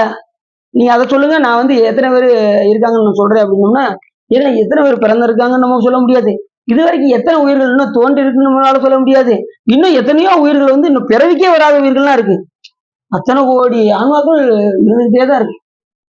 இத்தனைக்கும் கருணை செய்யறாரு சிவபெருமான். இப்ப நம்ம எல்லாம் பிறவிக்கு வந்திருக்கோம் அப்படின்னா கேவலையில இருந்து எங்க வந்திருக்கோம்? பிறவிக்கு வந்திருக்கோம். ஏதோ புண்ணியம் பண்ணி இருக்கிறதுனாலதான் நம்ம என்ன செஞ்சிருக்கோம்? இங்க வந்து பிறந்திருக்கோம். அப்ப இதுல இருந்து தப்பிக்கணும்னா என்ன செய்யணும்? ஈசனை வழிபாடு செய்ய வேண்டும். எதுக்கு நமக்கு சாமி இந்த உடம்பு கொடுத்திருக்காரு? நமக்கு நோய் இருக்கு. நோயை நீக்கிறதுக்காக மருத்துவனாக வைத்தியநாத சுவாமி என்ன செய்யறாரு? வந்து நமக்கு மருத்துவம் பார்க்கறதுக்கு என்ன செய்ய போறாரு? ட்ரீட்மெண்ட். அதுக்குரிய ட்ரீட்மெண்ட் என்னது? வழிபாடு தான். வழிபாடு செய்தாலொழிய நாம் என்ன செய்ய முடியாது? நோயை குணமாக்க முடியாது. நமக்கு என்ன நோய் இருக்கு? பிறவி என்கின்ற நோய் இருக்கு. இதுவே நோய் நமக்கு. பிறவி எடுத்தாலே அதனாலதான் அருளாளர்கள்லாம் பிறவாமை வேண்டும், மீண்டும் பிறப்பு ஒன்றில் உன்னை என்று மறவாமை வேண்டும், இன்னும் வேண்டு நான் மகிழ்ந்து பாடி அறவா நீ ஆடும்போது உன் அடியின் கீழ் இருக்க என்றார் அப்படிங்கிறாங்க காரைக்கிறாங்க. வள்ளுவரே சொல்றாரு, சிவபெருமான்ட்ட போய் கேட்டா இதை கேளுங்க அப்படின்னு. என்னதுங்க அப்படின்னு திருவள்ளுவர்கிட்ட கேட்டா, வேண்டும் கால் வேண்டும் பிறவாமை மற்றவையான் வேண்டாமை வேண்ட வரும் அப்படின்னு. நல்ல குரல், இதெல்லாம் மனப்பாடம் பண்ணி வச்சுக்கணும். வேண்டுங்கால் வேண்டும் பிறவாமை, அந்த பிறவாமை எப்போ? மற்ற வேண்டாது வேண்டுங்கால் வேண்டும் பிறவாமை மற்றவையான் வேண்டாமை வேண்ட வரும். இந்த உலகத்துல பொருள் வேண்டாம் வேண்டாம் ஒதுக்குங்க, பிறவாமை வேண்டும்ங்கிறது வரும். அது வரைக்கும் வராது. நம்ம சாமிகிட்ட போய் கேட்க மாட்டோம், எனக்கு பிறவாமை கொடு சாமின்னு கேட்கலாம் மாட்டோம். சும்மா வெளியே எல்லாரும் கேட்க சொல்றாங்க அதனால கேட்போம்னு சொல்லுவோமே வெளிய. உண்மையிலே பிறவாமை வேண்டுங்கிற நிலை எப்போ வரும்னா, இந்த உலக பொருட்களை எல்லாம் பற்றுக்களை எல்லாம் நீக்க நீக்க நீக்க தான் இந்த நிலை வரும். வேற ஒண்ணு, இந்த செல்போன் வந்தாலும் வந்துச்சு, ஆளுகள் என்ன ஆயிடுச்சு? ஒருத்தரை விடாம பண்ணிருச்சு. அப்படி போய்கிட்டு இருக்கு காலம். எல்லாரும் பாத்தீங்கன்னா விடிய விடிய சொல்லி பார்த்துக்கிட்டு இருக்காங்க. மாயை ரொம்ப மாயை மயக்கம் செய்யும் என்றேன்னு. இப்ப என்ன செய்யறாங்க? சில பேர் சீரியலை அன்னைக்கு வெளியூருக்கு போயிட்டாங்கன்னு வச்சுக்கோங்க, சீரியலை பார்க்க முடியல. என்ன செய்யறாங்க? நான் அன்னைக்கு தான் பார்த்தேன், நம்ம பஸ்லயே வச்சு பார்த்தேன். அந்த சீரியலை விட மாட்டேங்க அப்படின்னு என்ன செய்யறாங்க? வச்சு பார்த்துட்டு வந்துட்டு இருக்காங்க. அந்த ஒரு நாள் அந்த சீரியலை விடக்கூடாதுங்க அப்படின்னு சொல்லி பாக்குறேன். அப்படி போய்கிட்டு இருந்தாங்க. அத நாம் என்ன செய்யணும்? செல்போனுக்கு எல்லாருமே அது அடிமை. நாம அது அடிமையாக்கணுமா? அது நம்மளை அடிமையாக்கி யோசிச்சு பாருங்க. அதுதான் நம்மளை அடிமையாக்கியிருக்கு. நாம யாருக்கு அடிமையா இருக்கணும்? சிவபெருமானுக்கு அடிமையா இருக்கணும். செல்போனுக்கு அடிமையா இருக்கலாமா? யோசிச்சு பாருங்க. யோசிச்சு பாருங்க. செல்போனுக்கு அடிமையா இருக்கும். அது நம்ம என்ன சொன்னாலும் அதுக்கு தகுந்த மாதிரி நம்ம என்ன செய்யறோம்? அதுக்கு வசப்படுறோம். எந்த நேரம்னு பார்க்க சொன்னாலும் நம்ம என்ன செய்யறோம்? கையிலேயே வச்சுக்கிட்டு பார்த்துக்கிட்டே தான் இருக்கோம். எந்த நேரம் எந்த நிலையில போகுதுன்னு சொல்ல முடியும். அப்படி காலங்கள் போய்கிட்டு இருக்கு. மிக ஒரு காலம் இனி இல்லை என்பதை நாம் மனதில் வைத்துக் கொண்டு வழிபாடு விடாமல் நம்ம என்ன செய்யணும்? செய்து கொண்டே இப்பிறவி தப்பிடில் எப்பிறவி வாய்த்தது ஈதோர் பிறவி நம் தமக்கு மதித்தது. அதனால பிறவி மதித்து நம்ம என்ன செய்யணும்? இந்த பட்டன் செல் வச்சிருக்கவங்க கொஞ்சம் தப்பிச்சிட்டாங்கன்னு வச்சுக்கோங்க. பட்டன் செல் வச்சிருக்கவங்க அப்பாட ஒரு பிரச்சனை இல்லைங்க, போன் வந்தா எடுக்க வேண்டியது இல்லைன்னா அது வாட்டு. அப்ப கூட எல்லாம் நல்லா இருந்தாங்க. அந்த பட்டன் செல் வரும்போது கூட கொஞ்சம் ஓரளவுக்கு எல்லாம் நல்லா இருந்தாங்க. இந்த டச்சு செல் வந்துச்சு. இப்ப வந்து பாத்தீங்கன்னா, அன்னைக்கு எங்க வீட்டு பக்கத்துல குப்பை எடுக்க வந்தாங்க. குப்பை வேலை பாக்குறாங்கல்ல, அவங்க கூட என்ன வச்சிருக்காங்க? டச் செல் வச்சு, ஹலோ எங்க அந்த 4வது ரூபா நீங்க ஒண்ணு கவலைப்படாதீங்க, இப்ப வந்துகிட்டே இருக்க பின்னாடியே பாருங்க அப்படின்னு டச்சு செல்ல டக்கு டக்கு டக்கு எடுத்து 4வது ரெண்டு வந்துகிட்டே இருக்குங்க. அவங்க போன் பண்ணி சொல்றாங்க, எங்க வீட்டுல நீங்க என்ன குப்பையை நீங்க எடுக்கவே இல்லை அப்படின்னு போன் பண்றாங்க. அவரு என்ன வந்துட்டேன் அப்படிங்காரு. அப்படியே போச்சு நிலைமை. எங்க பார்த்தாலும் செல்போன். நல்லா தெரிஞ்சுக்கோங்க, செல்போன் இருந்தாலும், அதுக்குள்ள சிம் கார்டு இருந்தாலும், எது இல்லைன்னா பேச முடியாது. சார்ஜ் இல்லைன்னா என்ன செய்ய முடியாது. அது போல உடம்பு இருந்தாலும், உள்ளுக்குள்ள உயிர் இருந்தாலும், சிவபெருமான் துணை செய்யலன்னு என்ன செய்ய முடியாது. இந்த உயிர் இயங்காது என்பதை நாம் தெரிஞ்சுக்கணும். மூளை சார்ஜ் இல்லைன்னா எப்படி செல்போன் இயக்க முடியாதோ, சிவபெருமான் இல்லாம இந்த உயிர் இயங்காது என்பதை மனதில் வைத்துக்கொண்டு சிவபெருமானை வழிபாடு செய்து பூசித்து நாம் என்ன செய்யறோம், நற்பெயரை அடைய வேண்டும். நற்பெயர் நம்ம நல்ல பேர் கிடைக்கும் போது அது கிடையாது. நற்பெயர் என்பது இறைவனை அடைவது, சிவகதியை அடைவது.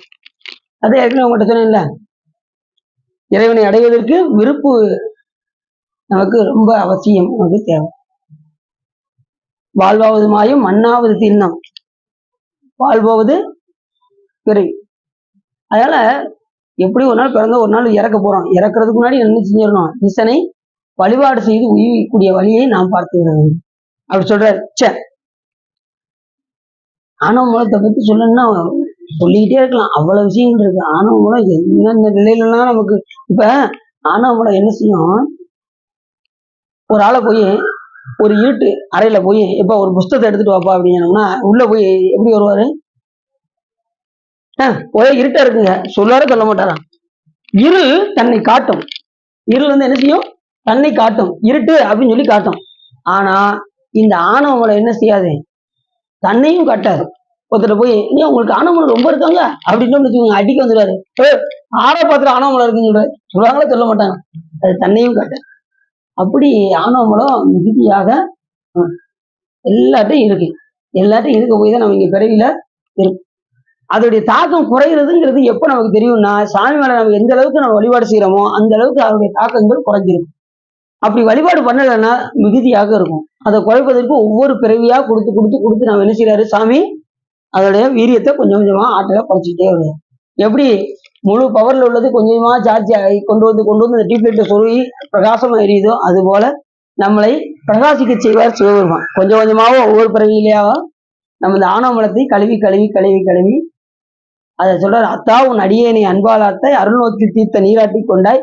சாமி நீங்க பார்த்துக்கிட்டு இருந்தாலே போதும், நல்லா தெரிஞ்சுக்கோங்க. அவர் அருள் நோக்குல நம்ம நிறைய பேர் காலையில பாத்தீங்கன்னா வைத்தியநாசாமி கோயில அப்படி முன்னாடி உட்காந்து அப்படி பார்க்காங்க, அபிஷேகம் பார்க்காங்க, சாமியை பார்த்துக்கிட்டே இருக்காங்க. சாமியை நீங்க உலகம் நம்ம என்னதான் இருந்தாலும் இருக்கட்டும், சாமியை போய் நீங்க பார்த்துக்கிட்டே இருங்க, கண்டிப்பா உங்க ஆணவ கழுவு.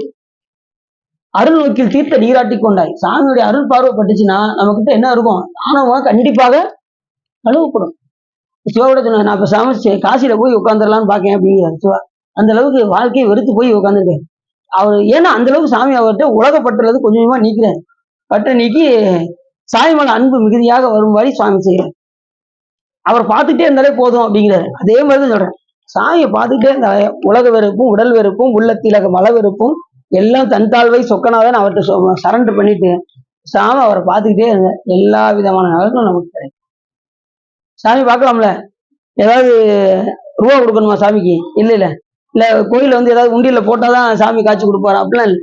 சாமியை பார்த்துக்கிட்டே இருந்தாலும் அந்த அருள் பார்வைய சாமி நம்ம மேல் பட்டாலே, இன்னொன்னு அவர் அருள் இருந்தாதான் நம்ம என்ன செய்ய முடியும், இங்க அவர் பார்க்கவே முடியும், இல்லைன்னா பார்க்க முடியும். சார்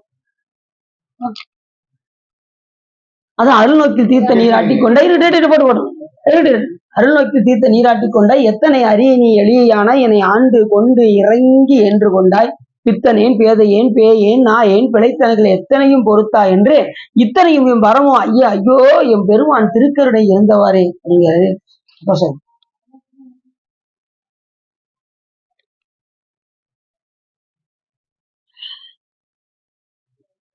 சார், இன்னைக்கு தண்ணி கொண்டது ரொம்ப சார், தண்ணியே இன்னைக்கு போதும்.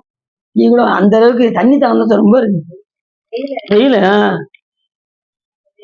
அப்படி அவருடைய அருள் பார்வை நம்ம மேல பட்டுக்கிட்டே இருக்கணும். அடிக்கடி திருக்கோயில போய் சாமி அந்த மூத்தத்தை தரிசனம் பண்ணிக்கிட்டே இருக்கணும். நம்ம இதுல இருந்து வருவார் ஒரு ஐயா, நம்ம காலையில பள்ளி எழுச்சிக்கு ஒரு எக்ஸல் வருவார்ல ஒரு ஐயா. அந்த ஐயா பேர் தெரியுமா உங்களுக்கு? தெரியாதுன்னு.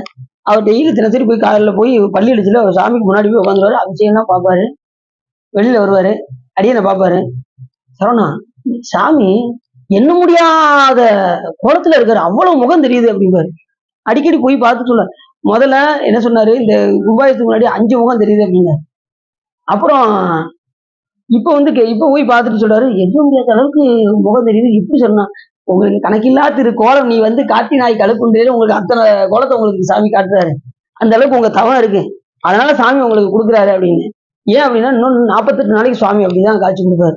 ஏன்னா அந்த சாநித்தியம் இருந்துகிட்டே இருக்கும். மருந்து கடை இருக்காங்கல்ல, அந்த 48 நாளும் சாமி முழு பவரா இருப்பாரு. ஃபுல் இது இருக்கும். அந்த நேரத்துல எண்ணில்லாத கோலத்தோட இருப்பாரு. அதுக்கப்புறம் எப்பயும் போல 5 முகத்தோட அந்த 48 நாள் முடியாது எப்பயும் போல சுவாமி அந்த எப்பயும் போல உள்ள 5 முகத்தோட வந்துருவாரு. இப்ப எல்லாம் நிறைய கணக்கில்லாத திருக்கோலத்தை வந்து காட்டுவாரு. 48 நாளைக்கும் ரொம்ப பவர்ஃபுல்லா இருப்பாரு சாமி. எப்பயுமே அவர் பவர்ஃபுல் தான். 48 நாள் ரொம்ப விசேஷமா இருப்பாரு சாமி. சரியா? அப்படி அதனாலதான் அவங்களுக்கு இந்த 48 நாளும் அப்ப நான் ஒரு நாள் கூட தவற மாட்டேன். இந்த ஊருக்கே போனாலும் நான் விட்டு நீ ஊருக்கே போனாலும் நான் என்ன செய்ய மாட்டேன், போக மாட்டேன் அப்படின்னு என்ன சொல்றாரு அவர் சொல்றாரு. பாடிடும் கேட்டு வச்சாச்சு, பெருமிஷம் எல்லாம் கேட்டு வச்சாச்சு. அது இந்த வாரம் நான் அதை அடுத்த வாரம் இந்த 2 ஞாயிற்றுக்கிழமை ஏதாவது ஞாயிற்றுக்கிழமை போய் பாடிடும் சரிதானா? இந்த வாரம் ஒரு கோயில் உலக பண்ணி சொல்லியிருக்காங்க. அப்படி இல்லாத பட்சத்துக்கு பாடுவோம். இல்லைன்னா அடுத்த வாரம் நம்ம சரிதானா? நம்ம கோயில நம்ம பாடலைன்னா சிவபெருமான நம்ம அடியார்ல இன்னும் வரலையே எதுவும் வந்துகிட்டு இருப்பாரு வைத்தியநாசாமி. என்ன எல்லாரும் வந்துட்டு போறாங்க, நம்ம ஆளை காணவே காணும் அப்படின்னு என்ன பண்ணுவாரு வைத்தியநாசாமி, எதுவும் வந்துகிட்டு இருப்பாரு. ஆனா அதுக்கு கூட அவர் அருள் இருந்தா தானே முடியும், சொல்லுங்கப்பா. அவர் அருள் இருக்கணும், அப்படின்னா நம்ம போய் பாட முடியும். அப்ப எல்லாம் பாருங்க, படை திரண்டு போய் நம்ம பாட போறோம் எங்க வைத்தியநாசாமி. சரி, அதுக்கு திருவள்ளுவர் கூட்டிக்கிட்டோம். அப்படி அந்த ஆணவலத்தினுடைய வீழ்ச்சி வந்து அந்த அளவுக்கு நம்ம கிட்ட எப்படி இருக்கு, அதோம் நியாமிக்கா சக்தியாக ஏற்கனவே எந்த சக்தியா இருந்துச்சு, ஆதாரக சக்தியாக இருந்த ஆணவமலம் இப்ப நம்ம கிட்ட எப்படி இருக்கு, அதோ நியாமிக்கா சக்தியாக இருக்கு. இதனுடைய வீரியத்தை குறைக்கிறது யாரால முடியும்னா சிவபெருமான் ஒருவனால தான் முடியும். அதை யாராலையும் கட்டுப்படுத்த முடியாது, அந்த ஆற்றலை குறைக்க முடியாது. அதுக்கு அடிப்படை என்னன்னா வழிபாடு செய்ய வேண்டும் என்பதுதான். இன்னைக்கு இதுல கூட சொல்லியிருந்தாங்க, ஆசிரியர் கூட சொல்லியிருந்தாங்க, வந்து பூசை அப்படின்னாங்க. சிவபூசை தான் ரொம்ப முக்கியமானது. சிவபூஜை பண்ணாம என்ன செய்ய முடியாது, ஈசனை அடைய முடியாது. எல்லா பேருமே புவனியில் போய் பிறவாமையில் நாள் நாம் போக்குகின்றோம் அவமே இந்த பூமி. இந்த பூலோகத்துல வந்து சிவபெருமானை பூசிக்காம என்ன செய்ய முடியாது, மோட்சத்தை அடைய முடியும். இந்த பூமி ஆமா, கைத்தலம் சென்னிமேல் வைத்த கங்கை கொண்ட சோலை திறத்தானே இது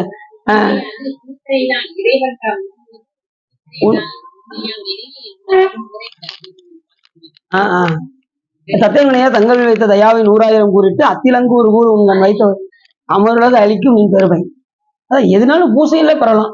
பூசையில பெறுவது நம்ம என்ன மெயினா கேட்கணும் அப்படின்னா, சிவ பூஜை செய்ய செய்ய செய்ய செய்ய ஆணவமலத்துடைய வீழ்ச்சி குறைஞ்சிட்டே வரும். சிவ பூஜை செய்ய செய்யதான் சாமி அபிஷேகம் பண்ண பண்ண பண்ண பண்ண பண்ண ஞானமலம் கழுவிக்கிட்டே இருப்பாரு சாமி. மெயினா வந்து பூசையை விட்டுறக்கூடாது. சிவ பூஜை எடுத்தோம்னா உரைப்பா பண்ணணும். நாளுக்கு நாள் இன்னைக்கு முதல்ல ஒரு 1/2 மணி நேரம் செய்யறோம்னு வச்சுக்கோங்களேன், 35 நிமிஷமா மாத்தணும். 35 நிமிஷம் 40 நிமிஷமா மாத்தணும். 40 நிமிஷம் 3/4 மணி நேரம் ஆகணும். அடுத்து 1 மணி நேரம் ஆகணும். அடுத்து 1.25 மணி நேரம், அப்படி போய்கிட்டே இருக்கணும். சில பேர் என்ன செய்வாங்க, எடுத்ததுமே அந்த ஆர்வத்துல ஒரு 3 மணி நேரம் சிவ பூஜை பண்ணுவாங்க. அப்படின்னு ரொம்ப சந்தோஷப்பட்டேன். 3 மணி நேரம் சிவ பூஜை பண்ணீங்க, ரொம்ப சந்தோஷங்க அப்படின்னு நினைச்சுக்கிட்டு இருந்தேன். ஒரு மாசம் ஆச்சு. 1 மாசத்துக்கு பிறகு இப்ப வேற அப்படி இல்லைங்க, 1/2 மணி நேரத்தை செஞ்சுட்டு ஓடிடுறேன் அப்படிங்க. என்ன காரணம், பூசையில என்ன செய்யக்கூடாது, சலிப்பு வந்துடக்கூடாது. ரெண்டாவது அந்த நிறைவாவே எப்படி நம்ம தீட்சை எடுத்துட்டு வந்து எப்படி உரைப்பா இருந்தோமோ அதை கடைசி வரைக்கும் கடைபிடிக்கக்கூடிய வழியை நம்ம பார்க்கணும். எப்படி உரைப்பா இருந்தோமோ, முதல்ல தீட்சை எடுக்கும் போது எவ்வளவு உரைப்பா இருந்தோமோ அதே உரைப்பு கடைசி வரைக்கும். முதல்ல ஆரம்பத்துல எல்லாரும் காலையில சாயங்காலம் அனுஷ்டானம் பண்றாங்க அப்படின்னாங்க. இப்ப வந்து காலையில மட்டும்தாங்க பண்ணிக்கிட்டு இருக்கோம் அப்படிங்கிறாங்க. சாயங்காலம் பண்ணா சிறப்பு அவங்களுக்கு. அப்படிலாம் ஒரு வேலையாவது கண்டிப்பா என்ன செஞ்சிடணும், பண்ணி விட்டுறக்கூடாது. ஒரு நிலையில கூட என்ன செய்யக்கூடாது, அனுஷ்டானத்தை தொடர்ந்து அதே அனுஷ்டானத்தை விட்டக்கூடாது, சிவ பூஜை விட்டக்கூடாது. எங்க ஊருக்கு போனாலும் சிவலிங்கத்தை கொண்டு போயிடணும். ஏர்போர்ட்லாம் ரொம்ப செக் பண்ணுவாங்க. அடிக்கடி இந்த துணிக்குள்ள உள்ள வச்சிருங்க சாவியை மட்டும்.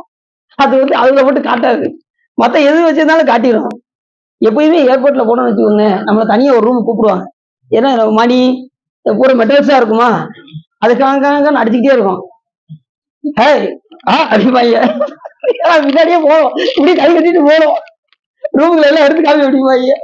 எடுத்து அவன்கிட்ட காமிச்சிட்டு அப்புறம் இந்த வட்டம் நேபாளத்துக்கு போனோம் பார்த்தீங்களா, போகும்போது என்னாச்சுன்னா இந்த பொடியா வச்சிருந்தேன், மாப்பொடி மஞ்சள் பொடி எல்லாம் பாக்கெட்டா போட்டு வரிசையா வச்சிருந்தேன். அது தெரியாதுன்னு நினைச்சேன். இத்தனைக்கு போட்டு அந்த இதுக்குள்ள வச்சிருந்தேன். அதுல கரெக்டா காமிச்சிருச்சு, ஏதோ பொடி வச்சிருக்க ஒழுங்கு எடு அப்படின்ட்டான். அப்பட்ட எடுத்து மாப்பொடி அவன் மஞ்சள் பொடி அப்படின்னு ஒரு நாள் எடுத்து பார்த்தான். அப்படின்னு அப்படிங்க அவனுக்கு ஏதோ எவிடன்ஸ் கிடைக்கும் நடத்திருப்பான். அந்த அராய கடத்தாது உங்களுக்கு அப்படின்னு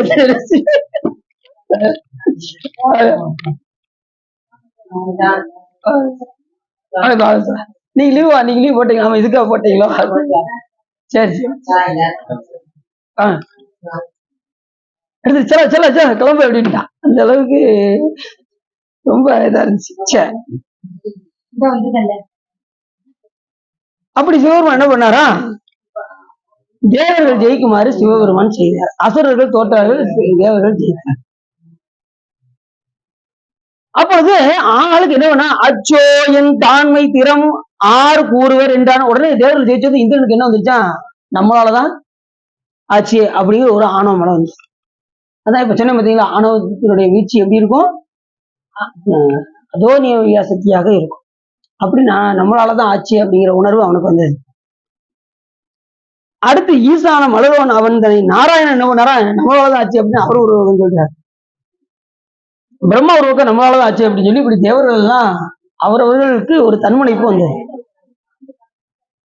இப்ப நம்ம என்ன செய்யறோம், ஏதாவது ஒரு சின்ன ஒரு வேலை செஞ்சுட்டோம்னு வச்சுக்கோங்க, நம்மளாலதான் ஆச்சுன்னு நம்ம நினைக்கிறோம். சும்மா இப்படி உட்காருங்க சார், சும்மா உட்காருங்க.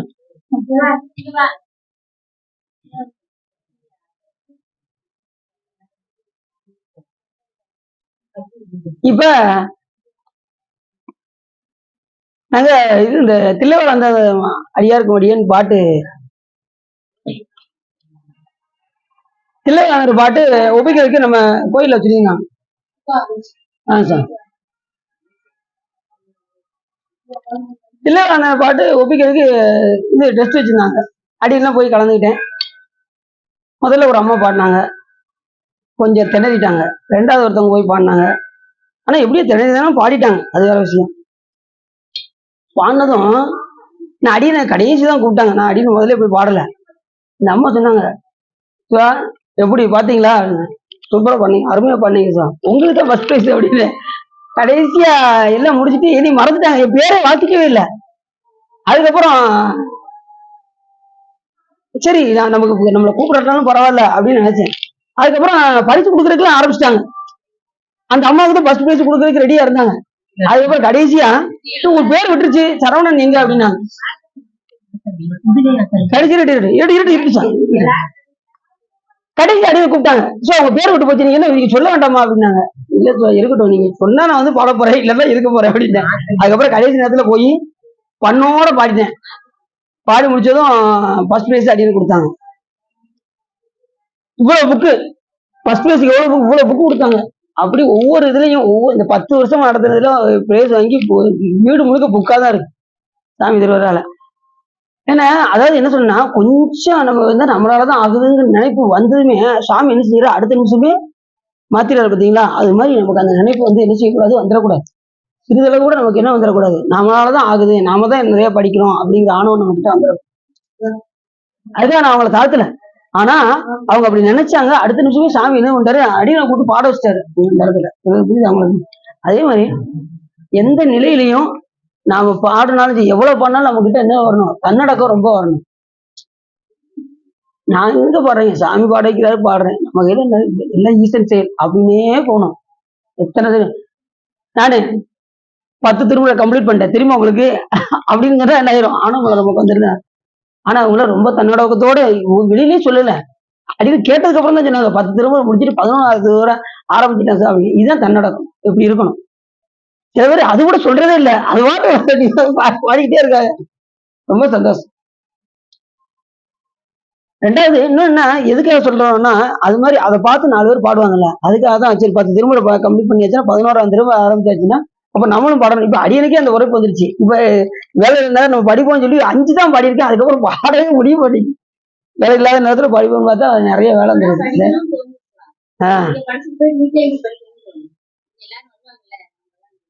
நீங்க கம்ப்ளீட் பண்ணிட்டே இருங்க. உங்களுக்கு எவ்வளவு தூரம் பாட முடியுமோ, இப்படி யாரு கம்ப்ளீட் பண்றேன்னு முதல்ல கம்ப்ளீட் பண்றேன்னு சொல்றீங்களோ அவங்களுக்கு பரிசு உண்டு. சரிதானா? பன்னீர் திருமுறை அடியன் கம்ப்ளீட் பண்ணிட்டேன் அப்படிங்கிறவங்க, ஏன்னா சிவருமானுக்கு தெரியும்ல நீங்க கம்ப்ளீட் பண்றது யாருக்கு தெரியும் அப்படின்னு சொல்லிட்டு வாங்க, கண்டிப்பா முதல் பரிசு கண்டிப்பா உண்டு. சரிதானா? சரி, அது ஒரு தில்லைவாழ் அடியாருக்கு மடியன்னு நான் ஏற்கனவே உங்கள்கிட்ட சொன்னேன்.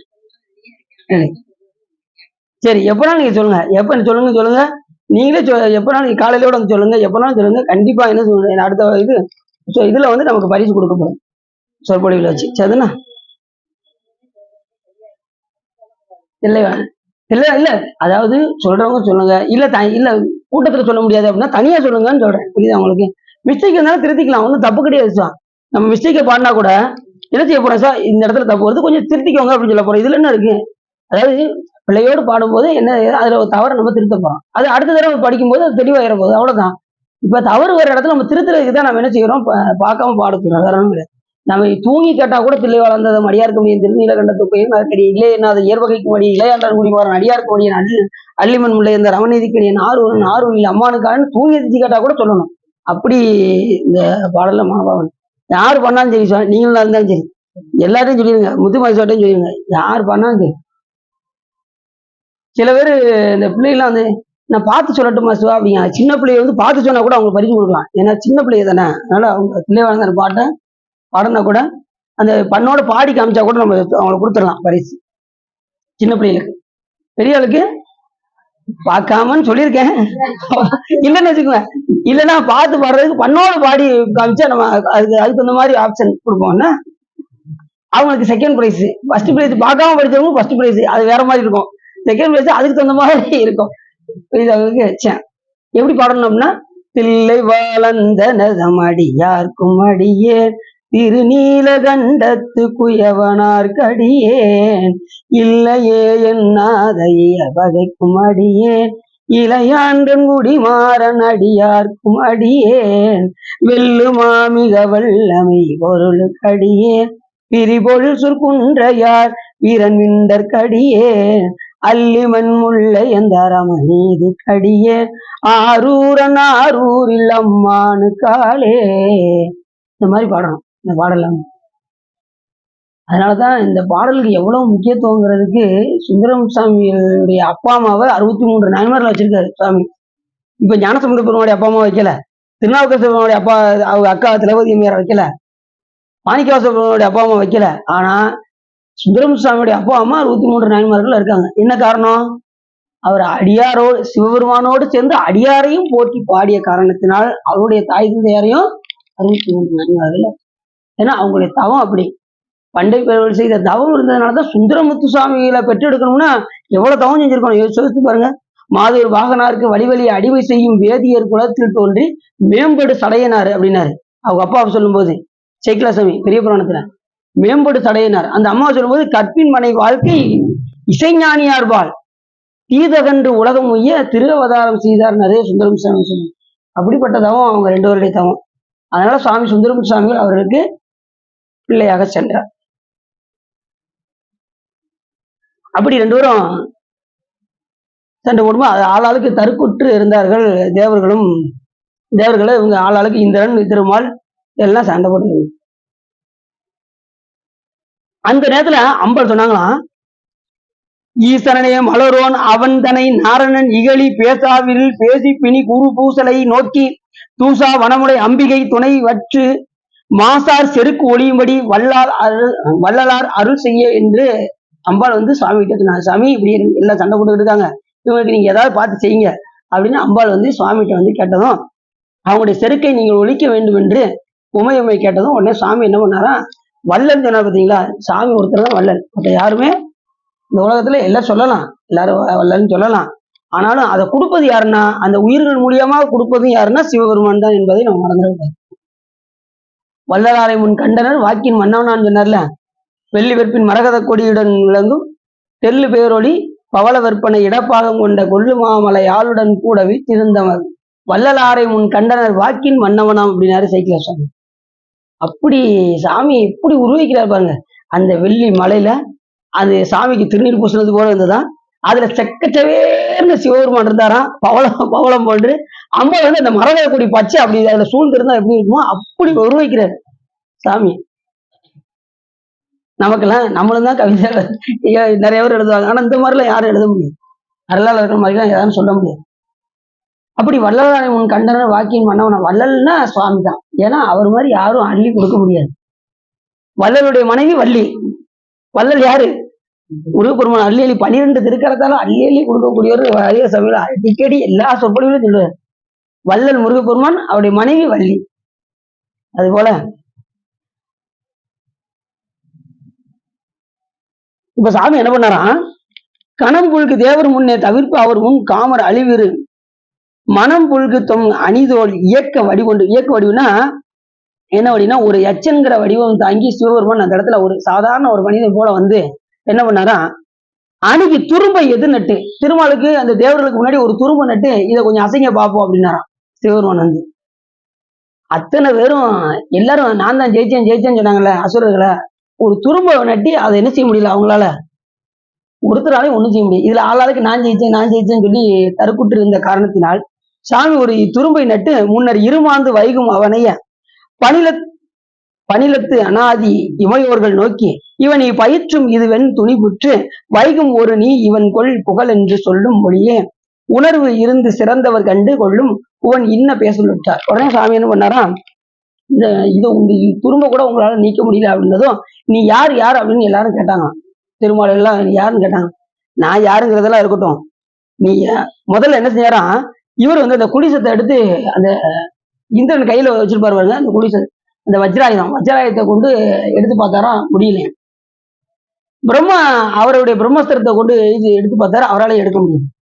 அது திருமால் அந்த சக்கரத்தை விட்டு எடுத்து பார்த்தாரு, அவராலையும் எடுக்க முடியல. என்னடா இது, நீ யாருன்னு எல்லாரும் என்ன செய்யறாங்க, சாமியை பார்த்து கேட்டாங்க. எச்சன் வடிவத்தில் போய் சென்றிருந்த சிவபெருமானை பார்த்து அவர்கள் கேட்டதும் சிவபெருமான் என்ன பண்ணாரா, அத்தனை பேரும் ஒற்றை துரும்பை அசைவிக்கும் ஆற்றல் இல்லாதவராய் உடைத்து விடலும் செற்றத்து இழந்த ஐயனார் தமாது படையை செலுத்த அறியும் அற்றப்படாத படை வீசி ஆர்ப்ப அவைகூர் மலிமின்மை. அத்தனை அவங்களுடைய படைகள் எல்லாம் என்ன ஆயிடுச்சான், மலிங்கிருச்சான். படைகள் அவருடைய சக்கராயுதம் மலிங்கிருச்சு, பிரம்மாஸ்திரம் மலிங்கிருச்சு, குளிசாயுதம் மலிங்கிருச்சு. முருகப்பெருமான் வந்து குளிசாயுதம் வச்சுப்பாரு, பார்த்திருக்கீங்களா? இங்க திருச்செந்தூர் முருகப்பெருமான் படத்தை பார்த்தீங்கன்னா தெரியும்.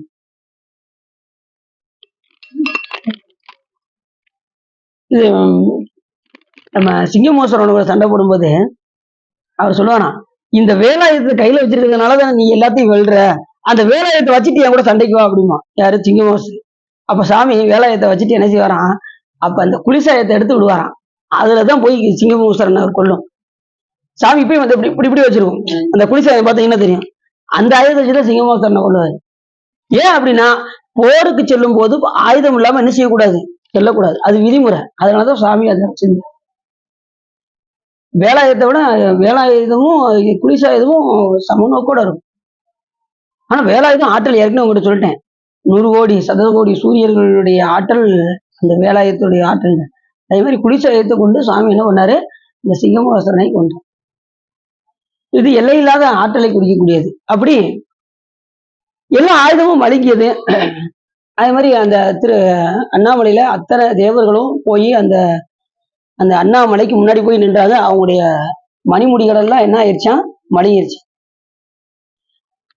அண்ணாமலையான் அடிக்கமலம் சென்று இறைஞ்சும் இன்னொரு முடியின் மணித்தொகை வீரற்றார் போல் கண்ணார் இரவி கதிர்வந்து கார்கரப்ப தன்னார் ஒளி மழுங்கி தாரகைகள் தாமகல பெண்ணாய் ஆனாய் அழியாய் பிறங்கொடிசோர். இத்தனை பெண்ணாகி ஆனாய் அழியாய் பிறங்கொடிசோர் விண்ணாகி மண்ணாகி இத்தனையும் வேறாகி கண்ணார் அமுதமாய் நின்றான் கடல் பாடி பெண்ணே இப்பூம் புனல் பாய்ந்து ஆடையிலோர் எம்பாவாய் அப்படின்னு மாணிக்கவாசகர். அந்த மணிமுடியெல்லாம் அந்த ஜோதி பிளம்புக்கு முன்னாடி இது மங்கிருச்சான், இதனுடைய ஒளிகள்லாம். அப்ப எப்படி இருக்கும் பாருங்க, அப்ப எந்த அளவுக்கு சாமியுடைய பவர் பாருங்க. அந்த மலையே சிவபெருமான். நம்ம எல்லாரும் போனோம் அருணாச்சலத்துக்கு, வந்தீங்க, நீ வரலையோ, மிஸ் பண்ணிட்டீங்களே. அடுத்து வருஷ வருஷம் நம்ம போக போறோம். வருஷம் அண்ணாமலையா போய் கிரிவலம் சுத்த போறோம். வாய்ப்பு உள்ளவர்கள் பயன்படுத்திக் கொள்ளுமாறு உங்களை அன்போடு கேட்டுக்கொள்ளப்படுகிறார்கள்.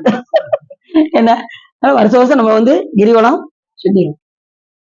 எவ்வளவு நேரம் ஆயிட்டு போகுது, 8 மணி நேரம் கூட ஆயிட்டு போகுது, வராம சுத்தி நல்ல இறை நாமத்தை கதையை பேசிக்கிட்டே போனோம். சாமியுடைய புகழை சொல்லிக்கிட்டே, அவருடைய நாமத்தை சொல்லிக்கிட்டே, சில பேர் கதை பேசவே இல்லை என்பது அடியனுக்கு தெரிகிறது. யாரும் கதை பேசாம போனாங்க, அதான் ரொம்ப சிறப்பு. எல்லாரும் சாமியை பத்தியே பேசிக்கிட்டு இன்னொன்னா வேற எதுவும் பேச முடியாது. ஏன் அப்படின்னா அடுத்தடுத்து கோயில் வந்துகிட்டே இருக்கும். 16 கிலோமீட்டர்லயும் ஒவ்வொரு சாமிக்கு நேர பின்னாடி ஒரு அண்ணாமலை இருக்கு, அப்புறம் அடி அண்ணாமலை இருக்கு, அப்புறம் இந்திரலிங்கம், அக்னிலிங்கம், வருணலிங்கம், வாயுலிங்கம், குபேரலிங்கம், ஈசாலிங்கம், 8 அஷ்டலிங்கம் வந்துருது. இது போக நிறைய சிவலிங்கம் வரிசையா அந்த 16 கிலோமீட்டர்லயும் லிங்கமா இருக்கு பாத்துக்கோங்க. எங்கேயுமே நம்ம வேற எந்த இதையும் பேச முடியாது. அந்த அளவுக்கு சாமி நிறைய கொடுத்துருக்காரு பாத்து. அதனால வேற சிந்தனைக்கு அங்க இடம் இல்லை. அதனால சாமியோட கருணையினால போயிட்டு வந்தோம். அதோட நம்ம தொடர்ந்து நம்ம என்ன செய்யறோம், அண்ணாமலைக்கு செல்வதற்கான வாய்ப்பை சிவபெருமான் நமக்கு தருவார் அப்படின்னு நம்ம நம்புவோம்.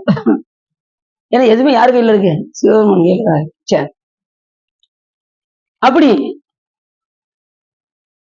யாராலையும் அவங்களால என்ன செய்ய முடியல, அசைக்க முடியல. உடனே சுவாமி என்ன பண்ணா, எல்லாரும் கேட்டாங்க நீ யார் என்று கேட்டார்களோ. உடனே சிவபெருமான் என்ன பண்ணாரா, எதிர்கான என்ற கருணை பிராட்டி இருதால் வலிச்சு உடனே அம்பாள் அவங்களுக்கு காட்சி கொடுத்தாங்க.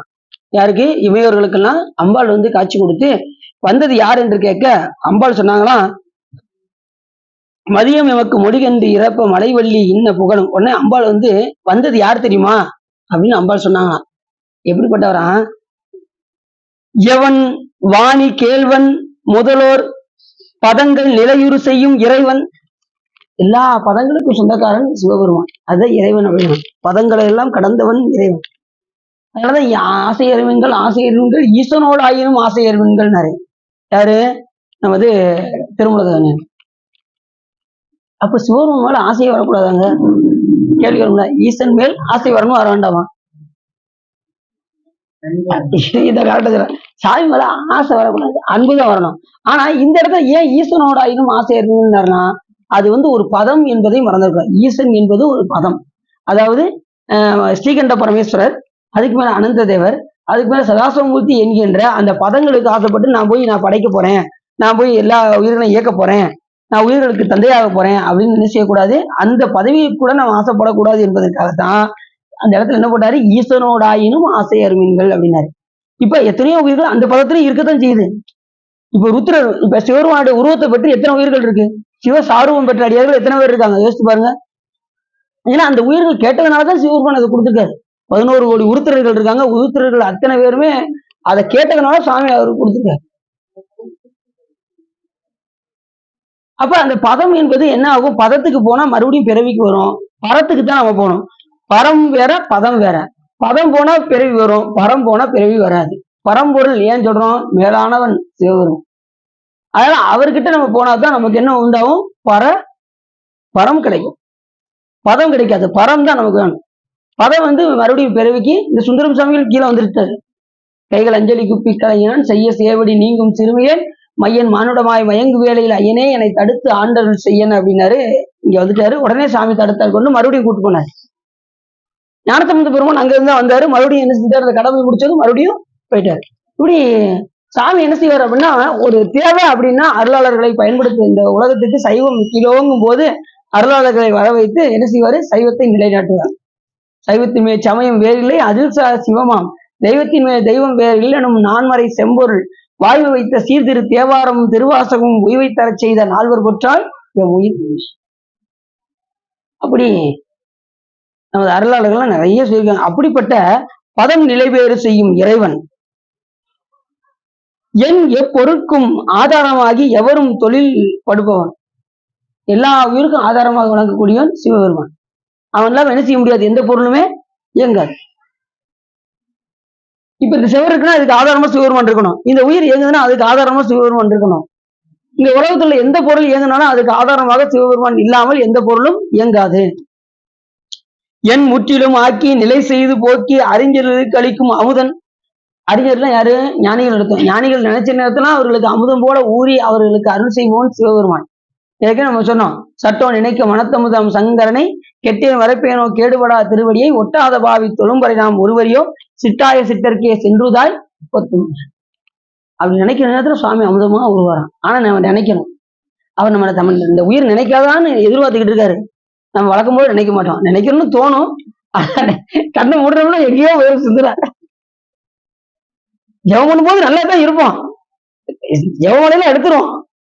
அந்த நினைக்கிற நேரத்துல கட கட கட கட ஓடி முடிஞ்சிடும். அதுக்கப்புறம் நம்ம எங்க இருக்கோம் அப்படிங்கிற சிந்தனை வந்து யாருக்கு ஜெபம் பண்ணும்போது எனக்கு சிந்தனை ஒரு மாதிரி போயிருதுங்க அப்படிங்கிற கேட்டுங்க. நான் ஆல்ரெடி நான் கையை தூக்கி ஆவேன். ஏன்னா நம்ம எல்லாருக்கும் அந்த மாதிரி ஆயிரும். என்ன காரணம் சொல்லுங்க பார்ப்போம். என்ன காரணம்னா நம்ம 99% எதுல இருக்கும், உலகத்துல. அதனால அதுதானே அதிகமா அதோட வீரியத்தை காட்ட முடியாது. இதுல ஒரு பெரும் கொடுமை என்னன்னா, ஒரு ஆள்கிட்ட கேட்டேன், உங்களுக்கு உலக சிந்தனை வருதாங்க? ஆமாங்க. உலக சிந்தனை வந்தாலும் வந்துங்க, இப்படி வரக்கூடாதுங்க. ஏன் சீரியல் தாங்க உள்ள ஓடிக்கிட்டு இருக்கு அப்படின்னா, நைட்டு பார்த்த சீரியல் பகல்ல ஓடிக்கிட்டு இருக்கு அப்படிங்க. ஜெயமாலை வச்சுக்கிட்டு சீரியலை சிந்திச்சுட்டு இருக்காங்க பாருங்க. அப்ப எப்படி அவங்க இல்ல, அவன் நைட்டு பார்த்த சீரியல் அப்படி கண்ணு முன்னாடி அதுல ஆர்வம் அதுல மிகுந்ததுனால அது அந்த நாடகத்து சிந்தனையிலே அவங்க ஜெபம் பண்ணிருக்காங்க. அப்ப எப்படி இருக்கு பாரு. விட்டுட்டாங்க, சந்தோஷம். காலைல காசிக்கு போக நினைச்சேன். அதுக்கு இன்னும் 3 மாசம் எப்படி வெயில் அடிக்க சொன்னேன். வெயில் தான் முடிப்பா போ அப்படின்றாரு. அண்ணாமலை போவோம்னு நினைச்சேன். வந்து உட்கார்ந்த உடனே சாமியை பார்த்தாலே கண்ணீர் வர ஆரம்பிச்சு. எனக்கு என்னன்னா, இப்படியே வேண்டான்ட்ட சாமிட்ட, எனக்கு வேஷ்டி வேண்டாம், சட்டை வேண்டாம், அப்படியே எனக்கு கிளம்பி தரிசனம் பண்ணணும், ஊருக்கு போ, நடந்தே போகணும், நடந்து போய் தரிசனம் பண்ணணும், அப்படி தரிசனம் பண்ணிட்டு உன்னுடைய பார்வை சேரணும் அப்படின்னு வந்து உட்கார்ந்த உடனே சாமி சாமியை பார்க்க பார்க்க அந்த இடத்த கொடுத்துட்டே இருக்காரு. அது என்னன்னா, இந்த மாதிரி என்ன அர்த்தம், உலக வெறுப்பும் உடல் வெறுப்பும் அப்படியே கொஞ்சம் ஒன்றையா பற்ற நீக்க தான் நமக்கு வரும் சாமி மேல எண்ணம்.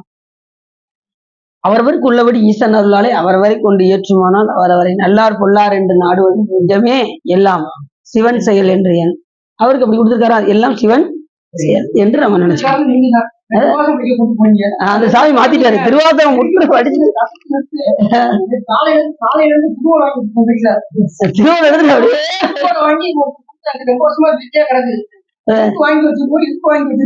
குரூப்ல போட்டுதா பாத்தீங்களா, காசிக்கு போய் பிச்சை எடுப்பது அப்படின்னு சொல்லி குரூப்ல போட்டுதா பாத்தீங்களா.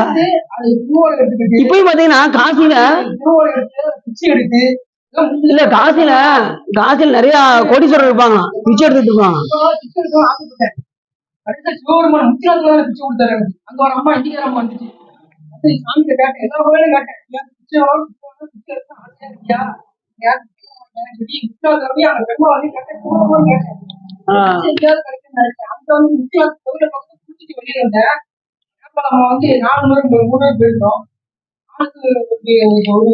அரிசி கொடுத்து ரூபா நாணயம் கொடுத்து 10 ரூபா நோட்டு வேப்பால் போட்டு கையில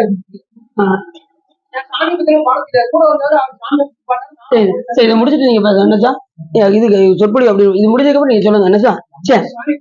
கண்டிப்பா கண்டிப்பா கண்டிப்பா கண்டிப்பா சாமி அழிச்சுவார். யார் எந்த உயிர் எது கேட்குதோ எதை விரும்புதோ அதை சாமி கொடுப்பார். அவரவருக்கு உள்ளபடி எது நம்ம என்ன நினைக்கிறோமோ என்ன விரும்புறோமோ அது அப்படியே நமக்கு கிடைக்கும். அத திருவோடு வச்சிருக்கீங்க பார்த்தீங்களா, கண்டிப்பா நம்ம என்ன நினைக்கிறோமோ அதை சாமி கொடுப்பார்.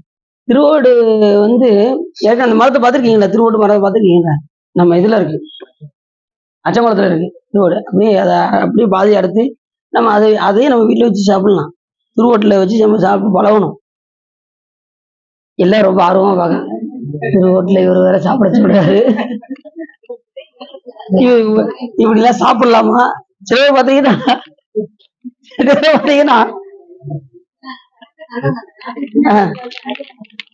எல்லாம்.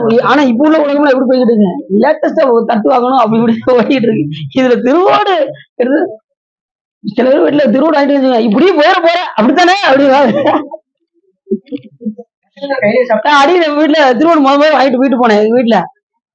என்ன இப்பயே முடிவு பண்ணிட்டியா நீ அப்படின்னு வீட்டுல. இல்லம்மா இதுல திருநெல்வேலி போடுக்கலான்னு கொண்டு வந்து வீட்டுல. அது ஓகே ஓகே வை வை. இதுல நம்ம பிச்சை எடுக்க போறது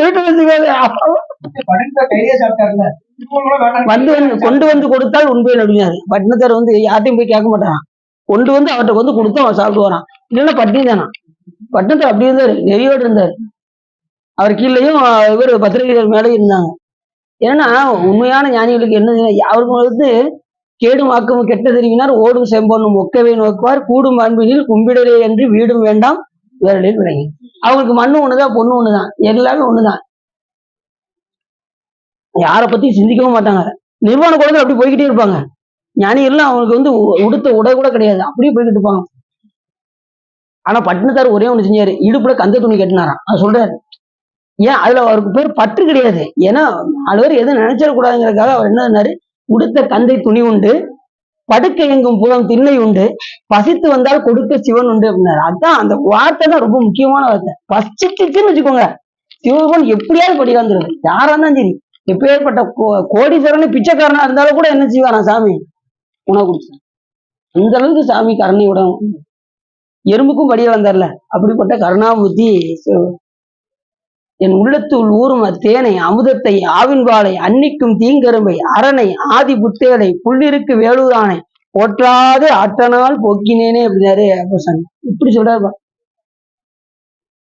என் அமுதத்தை ஆவின்பாலை அன்னிக்கும் தீங்கரும்பை அரணை ஆதி புத்தேலை, இப்படி இந்த மாதிரிலாம் எழுத முடியுமா மக்களால் எல்லாம்? எழுத முடியாது. அப்பசாமி அப்படி வர்றாரு. அரணை ஆதி புத்தேலை புள்ளிருக்கு வேலூர் ஆணை போற்றாதை ஆட்டனால் போக்கி. அப்படி நிறைய பேராயிரம் பரவி வானோரைத்தும் பெம்மானை பிரிவில்லா அடியார்க்கு என்றும் வாராத செல்வம் வருவிப்பானை மந்திரமும் தந்திரமும் மருந்துமாகி தீராத நோய் தீர்த்து அருள வல்லாந்தன். தீராத நோய் எது? பிறவி நோய், ஆணவ மலம்ன்ற நோய். முதல்ல ஒரு 1/2 மணி நேரம் ஆணவமலத்தை பத்தி பேசணும், நீங்க வராம போயிட்டீங்க. ஃபுல்லா ஆவார சக்தி அதோனியமிக சக்தியை பத்தி தான் பேசிக்கணும். அப்படி அதோட ஆற்றல் வந்து அதிகமா இருக்கும் உயிர்கள்ட்ட. அப்படி சாமி அப்படி கொஞ்சம் கொஞ்சமா அந்த என்ன செய்யறாரு, நம்ம பிறவியை கொடுத்து கொஞ்சம் கொஞ்சமா அதை நீக்கிறதுக்கு தான் வழிபாடை என்ன செய்யறாரு, அடியார்களோட பழக விட்டு அதுல இருந்து திருமுறைகள்லாம் பாட வச்சு திருக்கோயிலுக்கு வர வச்சு தொண்டுகள் செய்ய வச்சு சிவ பூஜை செய்ய வச்சு இப்படிதான் கூட்டு போவாரு. எடுத்ததுமே எல்லாம் என்ன செஞ்சிட மாட்டாரு, செய்ய மாட்டாரு. சோபான முறையில தான் உயிர் போகும். எடுத்ததுமே எல்லாம் பண்ணிட்டுலாம் வராது. இது கொஞ்சம் கொஞ்சமா படிப்படியாதான் என்ன செய்ய முடியும், அதுக்கு ஊட்டச்சத்தை கொடுத்து கொடுத்து கொடுத்து கொடுத்து கொடுத்து வீடு பெற்ற கொடுக்க முடியும். எப்படி நோயாளி படுத்திருந்தா அந்த நர்ஸ் என்ன செய்வாங்க, ஊட்டச்சத்து கொடுத்துக்கிட்டே இருப்பாங்க. ஒரு பக்கம் ஊசி போட்டுக்கிட்டு இருந்தாலும் ஊட்டச்சத்து கொடுக்கலன்னா என்ன ஆகுது, தெம்பு கிடைக்காது. ஊட்டச்சத்து கொடுத்து தெம்பு ஆயிடுச்சுன்னு வச்சுக்கோங்க, ஆட்டோமேட்டிக்கா அது டிஸ்சார்ஜ் பண்ணுவாங்களா பண்ண மாட்டாங்களா? அது போல சாமி என்ன செய்ய, அருள் சக்தி ஏற்கனவே நோய் இருக்கும்போது எப்படி இருக்கு, என்ன சக்தியா இருக்கு, இது வந்து மறைப்பு சக்தியா இருந்த அந்த ஆற்றல் அதுக்கப்புறம் ஊட்டச்சத்து கொடுத்து கொடுத்து என்ன ஆகுது, அருள் சக்தியாக மாறி அதுக்கப்புறம் அருளுடைய வீழ்ச்சியாகி அருள் உடம்பாக மாறி அதுக்கப்புறம் சத்திரிவாதம் என்கிறது, சத்திரிவாதம் தான் அருள் உடம்பு. சத்திரிவாதம் பதிஞ்சதுக்கு அப்புறம் ஞானம் உண்டாகி வீடு வெற்றி இந்த உயிர் அடையும். நிச்சயம் எதுவுமே படியிலேயே தான் வரும். எடுத்ததுமே எல்லாம் போயிடாது, கொஞ்சம் அப்படி இப்படி அம்பாள் வந்து சுவாமியை பத்தி அப்படி எடுத்து சொல்றாங்க. அவன் என்று காண்பின் இமையீர் இயக்க வடிவாகி வந்த அழகன். சிவகம் ஒருத்தர் தான் அழகர். சுந்தரனா வந்தாரு சாமி. எங்க நம்ம மதுரை பெறுவோம், மதுரையில மீனாட்சி சுந்தரேஸ்வரன் பேரு சாமிக்கு. சொக்கநாதருக்கு என்ன பேரு, மீனாட்சி சுந்தரேஸ்வரர். சுந்தரன்னா அழகன் அர்த்தம். அந்த கண்ணாடி பார்த்தது, அந்த அழகை பார்த்தது சுந்தரா வருக அப்படின்னாரு. உடனே அதுல இருந்து சுந்தரம் சுவாமிகள் வந்தார்.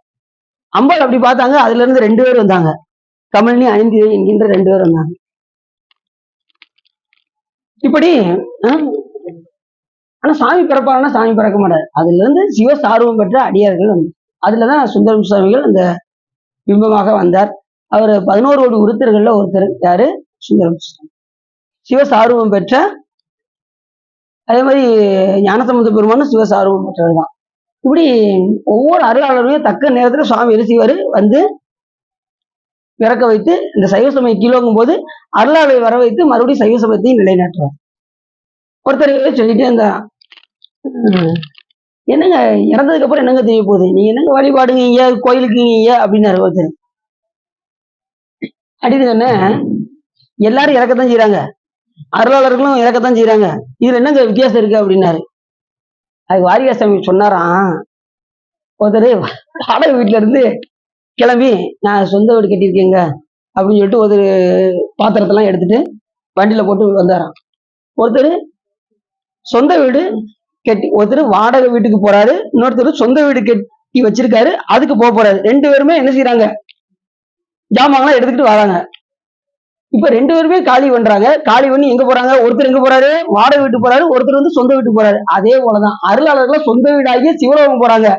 மத்தவங்க வாடகை வீடு எப்படி அடுத்தடுத்த உடம்பு பிறவி எடுத்துக்கிட்டே இருப்பாங்க. புரியுதா உங்களுக்கு? எல்லாரும் இறக்கத்தான் செய்யறாங்க, அருளாளரும் இறக்கத்தான் செய்யறாங்க, நம்மளும் இறக்கத்தான் செய்யறோம். ஆனா இதுக்கு என்ன வித்தியாசம் அப்படின்னா, அருளாளர்கள் பிறவா நிலையை அடைவார்கள். நாம அடுத்தடுத்து உடம்பு வாடகை வீடு மாதிரி அடுத்தடுத்து பிறவி எடுத்துக்கிட்டே இருக்கும். பக்குவம் வரும் வரைக்கும் பிறவி வந்துகிட்டே தான் இருக்கும். எது வரைக்கும் வரும்? பக்குவம் வரும் வரை பிறவி. அப்படி எவனுக்கு முற்றும் வடிவங்களாகும் எவன் உண்மை ஆகும் அறியார். அவன் எப்படிப்பட்டவன்னா, எந்த நேரத்திலையும் எந்த வடிவமும் எடுக்கக்கூடிய பெருமான் சிவபெருமான் ஒருத்தர் தான். வேற யாராலையும் நினைச்ச நேரம் நினைச்ச வடிவம் எடுக்க முடியாது. அப்படி ஒரு நினைச்ச வடிவம் எடுக்கணும் அப்படின்னா சிவபெருமானை வழிபாடு செய்யாம அவங்களுக்கு அந்த உருவம் கிடைக்காது. திருமால் அந்த விஸ்வரூபம் எடுத்து காமிச்சாரு பாருங்க. யாருக்கு? நம்ம கர்ணனுக்கு விஸ்வரூபம் காமிச்சாரு பாத்தீங்களா? அப்ப சிவபெருமான தியானிச்சாராம். அந்த நீங்க இதுல பகவத்கீதையில நீங்க பாத்தீங்கன்னா ஈஸ்வர வடிவம்னே பேரு அதுக்கு. அதை நினைச்சாதான், அந்த ஈஸ்வர தத்துவத்தை நினைச்சாதான் அந்த மாதிரி அந்த விஸ்வரூபம் எடுக்க முடியும், இல்லைன்னா எடுக்க முடியாது. அப்படி அந்த தன்மையை சிவபெருமானை வழிபாடு செய்யாம எதுவுமே எந்த வடிவமும் எந்த ஒரு தெய்வங்களும் எடுக்க முடியாது. ஏன்னா யாதொரு தெய்வம் கொண்டே தெய்வமாகி அங்கே மாதொரு பாகனார் தான் வருவர். மற்ற தெய்வங்கள் யாவும் பிறக்கும் இறக்கும் வேதனைப்படும் மேல்வினையும் செய்யும், இவை இல்லாதான் அருள் செய்வான் என்றே என்பது சிவஞான சித்து. அப்படி மற்ற தெய்வங்கள்லாம் சுவாமி வழிபாடு பண்ணாம என்ன செய்ய முடியாது, அவங்களால வடிவமும் எடுக்க முடியாது. அப்படி நினைத்த நேரத்தில் வடிவம் எடுக்கக்கூடிய பெருமான் கணக்கில்லா திரு கோலம் நீ காட்டினாய் கழுக்குன்றிலே என்று மாணிக்கவாசகர் பெருமான் சொல்வதற்கு அந்த கணக்கில்லாத கோலத்தை யார் காட்டணும்? அவர் தான் காட்டணும். நம்மளால பார்க்க முடியாது, நம்ம அறிவுல அந்த அளவுக்கு அறிவு கிடையாது. அந்த பாட்டுல மாணிக்கவாசகர் பெருமான் எவ்வளவு ஞானம் பெற்றவர்.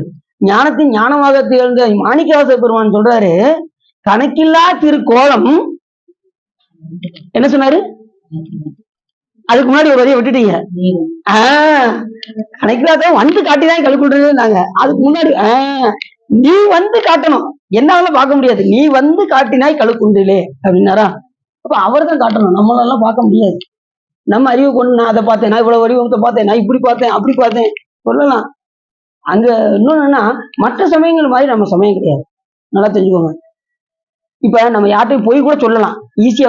நான் சாமி அப்படி பார்த்தேங்க, சிவலிங்கத்துல இப்படி பார்த்தேன் அப்படி பார்த்தேன், சிவபூஜையில என்ன அறியாமல இது வருது அப்படின்னு சொல்லலாம். ஆனாலும் யாரு இன்னொன்னு தெரியுமா, சிவபெருமான நல்ல அனுபவிச்சவங்க வெளியில சொல்ல மாட்டாங்க அந்த இன்பத்தை வெளியில. அதான் இவரு திருமணம் சொன்னாரு, யான் பெற்ற இன்பம் பெருகை வையகம் தான் பற்றி நின்ற மறைபொருள் சொல்லி ஊன் பற்ற உணவு மந்திரம் தான் பற்ற தலைப்படுமான். அவரவர்கள் என்ன செய்யணும்? சிவபெருமான அனுபவிக்கணும், அப்படின்னாதான் நல்லா இருக்கும். இப்ப தேன் நல்லா இருக்குன்னு சொல்லி நான் சாப்பிட்டு பார்த்து சூப்பர் அப்படிங்கிறேன், அதை நீங்க வாங்கி சாப்பிட்டு பார்த்தாதான் என்ன செய்ய முடியும்? அருமை தெரியும் உங்களுக்கு. ஓ, தேன் இப்படி இனிக்குமா அப்படின்னு உங்களுக்கு தெரியும்.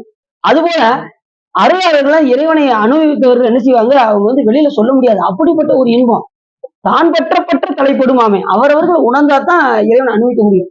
மற்ற சமயம் மாதிரி இது அணுதிக்கிட்டே போற சமயம் கிடையாது. சிவபெருமான் அனுபவிக்கக்கூடிய சமயம். அப்படி அருளாளர்கள்லாம் இறைவனை அனுபவித்து மோட்சம் அடைந்தவர்கள்.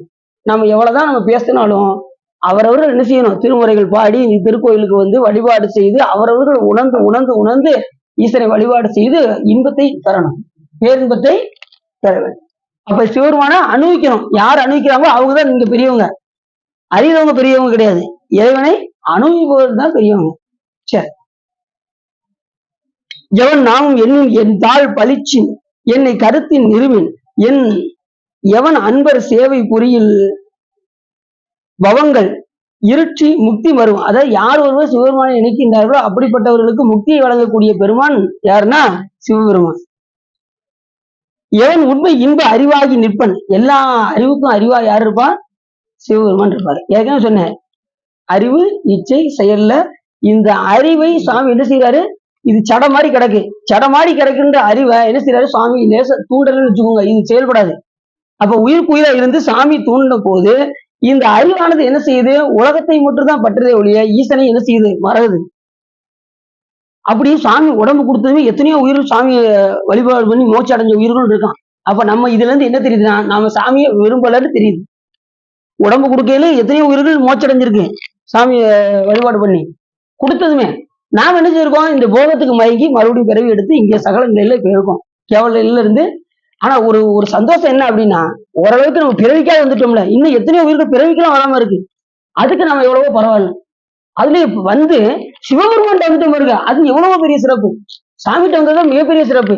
எத்தனையோ உயிர் இன்னும் சிவபெருமான் வழிபாடு பண்ணாம எத்தனையோ உயிர்கள் இருக்கு. அதுல நம்ம எவ்வளவோ கொஞ்சம் தேர்ச்சி ஆயிட்டேன் இருக்கு சார். அதுல எவ்வளவு பெரிய பாக்கியம் பாருங்க. ஈசனை அடைவது சாதாரண விஷயங்க. அதுவும் சிவபெருமான்கிட்ட வருவது ஏற்கனவே பல பாடல்கள் நம்ம வரலாறு சொல்லியிருக்காங்க.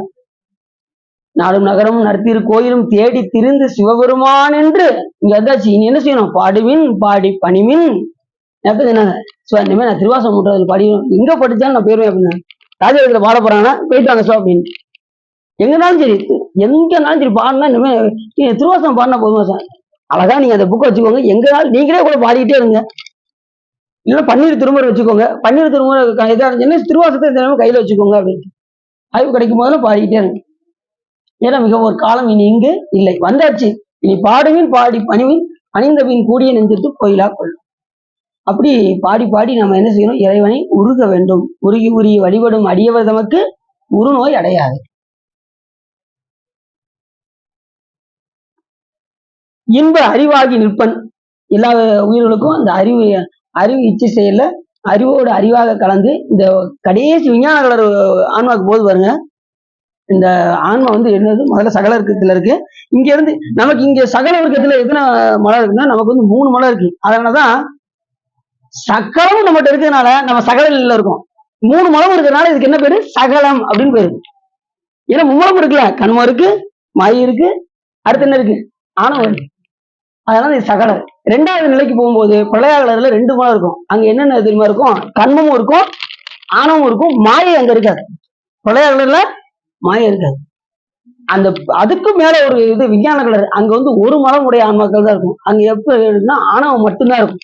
ஏன்னா அது கைலாயத்துக்கே போனோம்னா ஆணவம் இருக்கும், அதனுடைய வேலை செய்யாது, அதோடைய வீழ்ச்சி குறைஞ்சு.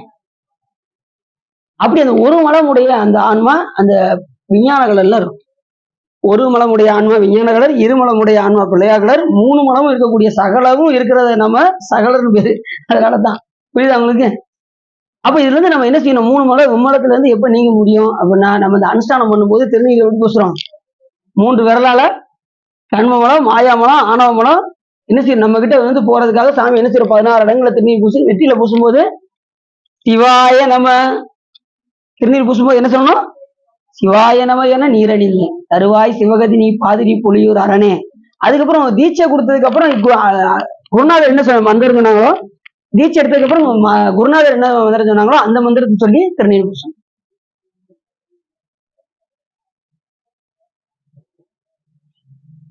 அப்படி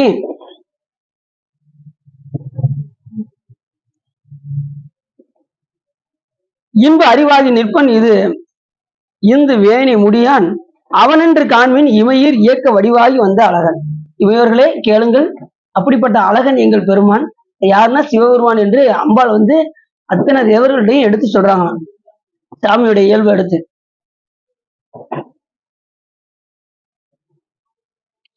சாமியுடைய அந்த ஆற்றலை வந்து வெளியில சொல்ல முடியாது. நீ ஓர்வாயினி பாட்டு எடுத்துக்கிட்டேன்னு வச்சுக்கோங்களேன், அந்த பாடல் பாடினாலே முடிஞ்சு வச்சு. ஞானசம்பந்தப்பூரோட பதியம் முழுவதும் பாடினது சாமி. ஓரொரு வாயினை மானாங்காரத்து ஈரியல் பாய் ஒரு சாமியுடைய அத்தனை செயலையும் எடுத்து சொல்லியிருப்பாரு ஞானசம்பந்தர். எனக்கு அந்த பாட்டு தெரியுங்க அப்படிங்கிறவங்க கை தூக்குங்க. ஒரு வாயினை பதிகம் ரைட்டு தெரியாது, திரும்பி பாடிக்கோங்க. அந்த பதிகம் பாடும்போது இந்த பண்ணோடு பாடினீங்கன்னா கொஞ்சம் நல்லா இருக்கும். ஒரு வாயினை மானாங்காரத்து ஈரியல் வாயோரு விண்முதல் பூதலம் ஒன்றிய இரு சூடர் உம்பர்கள் வீரவும் படைத்தளித்தளிப்ப மும்மூர் திகழ் ஆயினை இருவரோடு ஒருவன் ஆகி நின்றனை. அத்தனை தரத்தை சொல்லுவாரு. இருவரோடு ஒருவன் ஆகி நின்றன. ஓராள் நீழல் ஒன்கழல் இரண்டும் முப்பொழுது ஏத்திய 4வருக்கு ஒளிநெறி. அந்த 4 முனிவருக்கு அருள் செஞ்சாரா? சாமியுடைய அத்தனை தன்மையும் 1 1 2 1 2 3 1 2 4 இப்படி 7 விதமா எழுக்கூட்டிருக்கைன்னு பேரு. அந்த பதியத்துக்கு என்ன பேரு? திரு எழுக்கூட்டிருக்கை.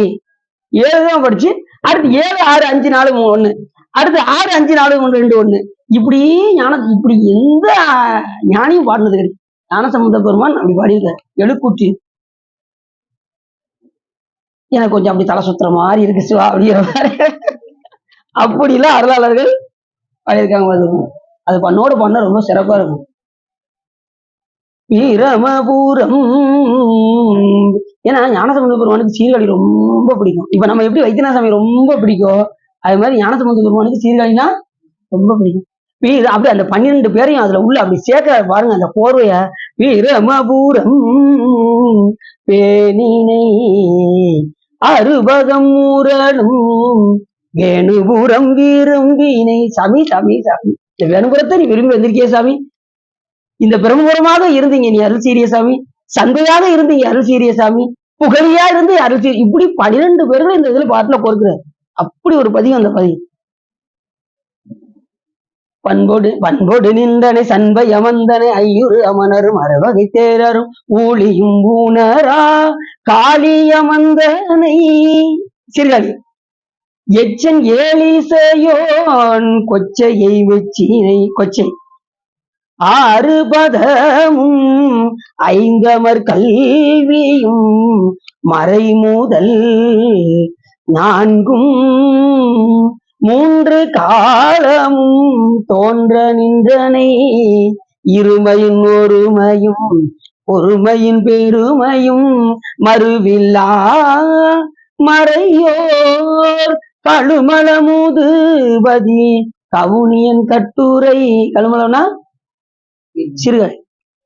என்ன கழுமலம்? நம்முடைய அணமலத்தை கழுவக்கூடிய பெருமானாக அங்க இருக்கு. கழுமல முதுபதி கவுனியன் அறியும் கழுமல முதுபதி கவுனியன். கழுமல முதுபதி கவுனியன் கட்டுரை. கழுமல முதுபதி கவுனியன் அறியும் அணைய தன்மை ஆதலின் நின்னை நினையவல்லவர் இல்லை நீளத்தை. இந்த பதிகத்தை யாரு பாடுறாங்களோ அடுத்த நிலத்தையே மறந்துட வேண்டியது. இந்த நில உலகமே நமக்கு வராது. அடியே 2006 இந்த பதிகத்தை எடுத்தேன். சாமி திருவாரூர் இப்ப வரைக்கும் சிவபூஜையில இந்த பாட்டை பாடிடுறது. அடிங்க திடீர்னு ஒரு பதிகமா வருமா, எதோ மனப்பாடம் எதோ சொல்லணும்னு யோசனையா இருக்குமா, அப்பப்போ ஒரு பதிகத்தை பாடிட வேண்டியது அவசியம். முதல்ல எல்லாரும் முதல்ல நமக்கு உணர்வு ஊட்டினது சிவபுராணம்.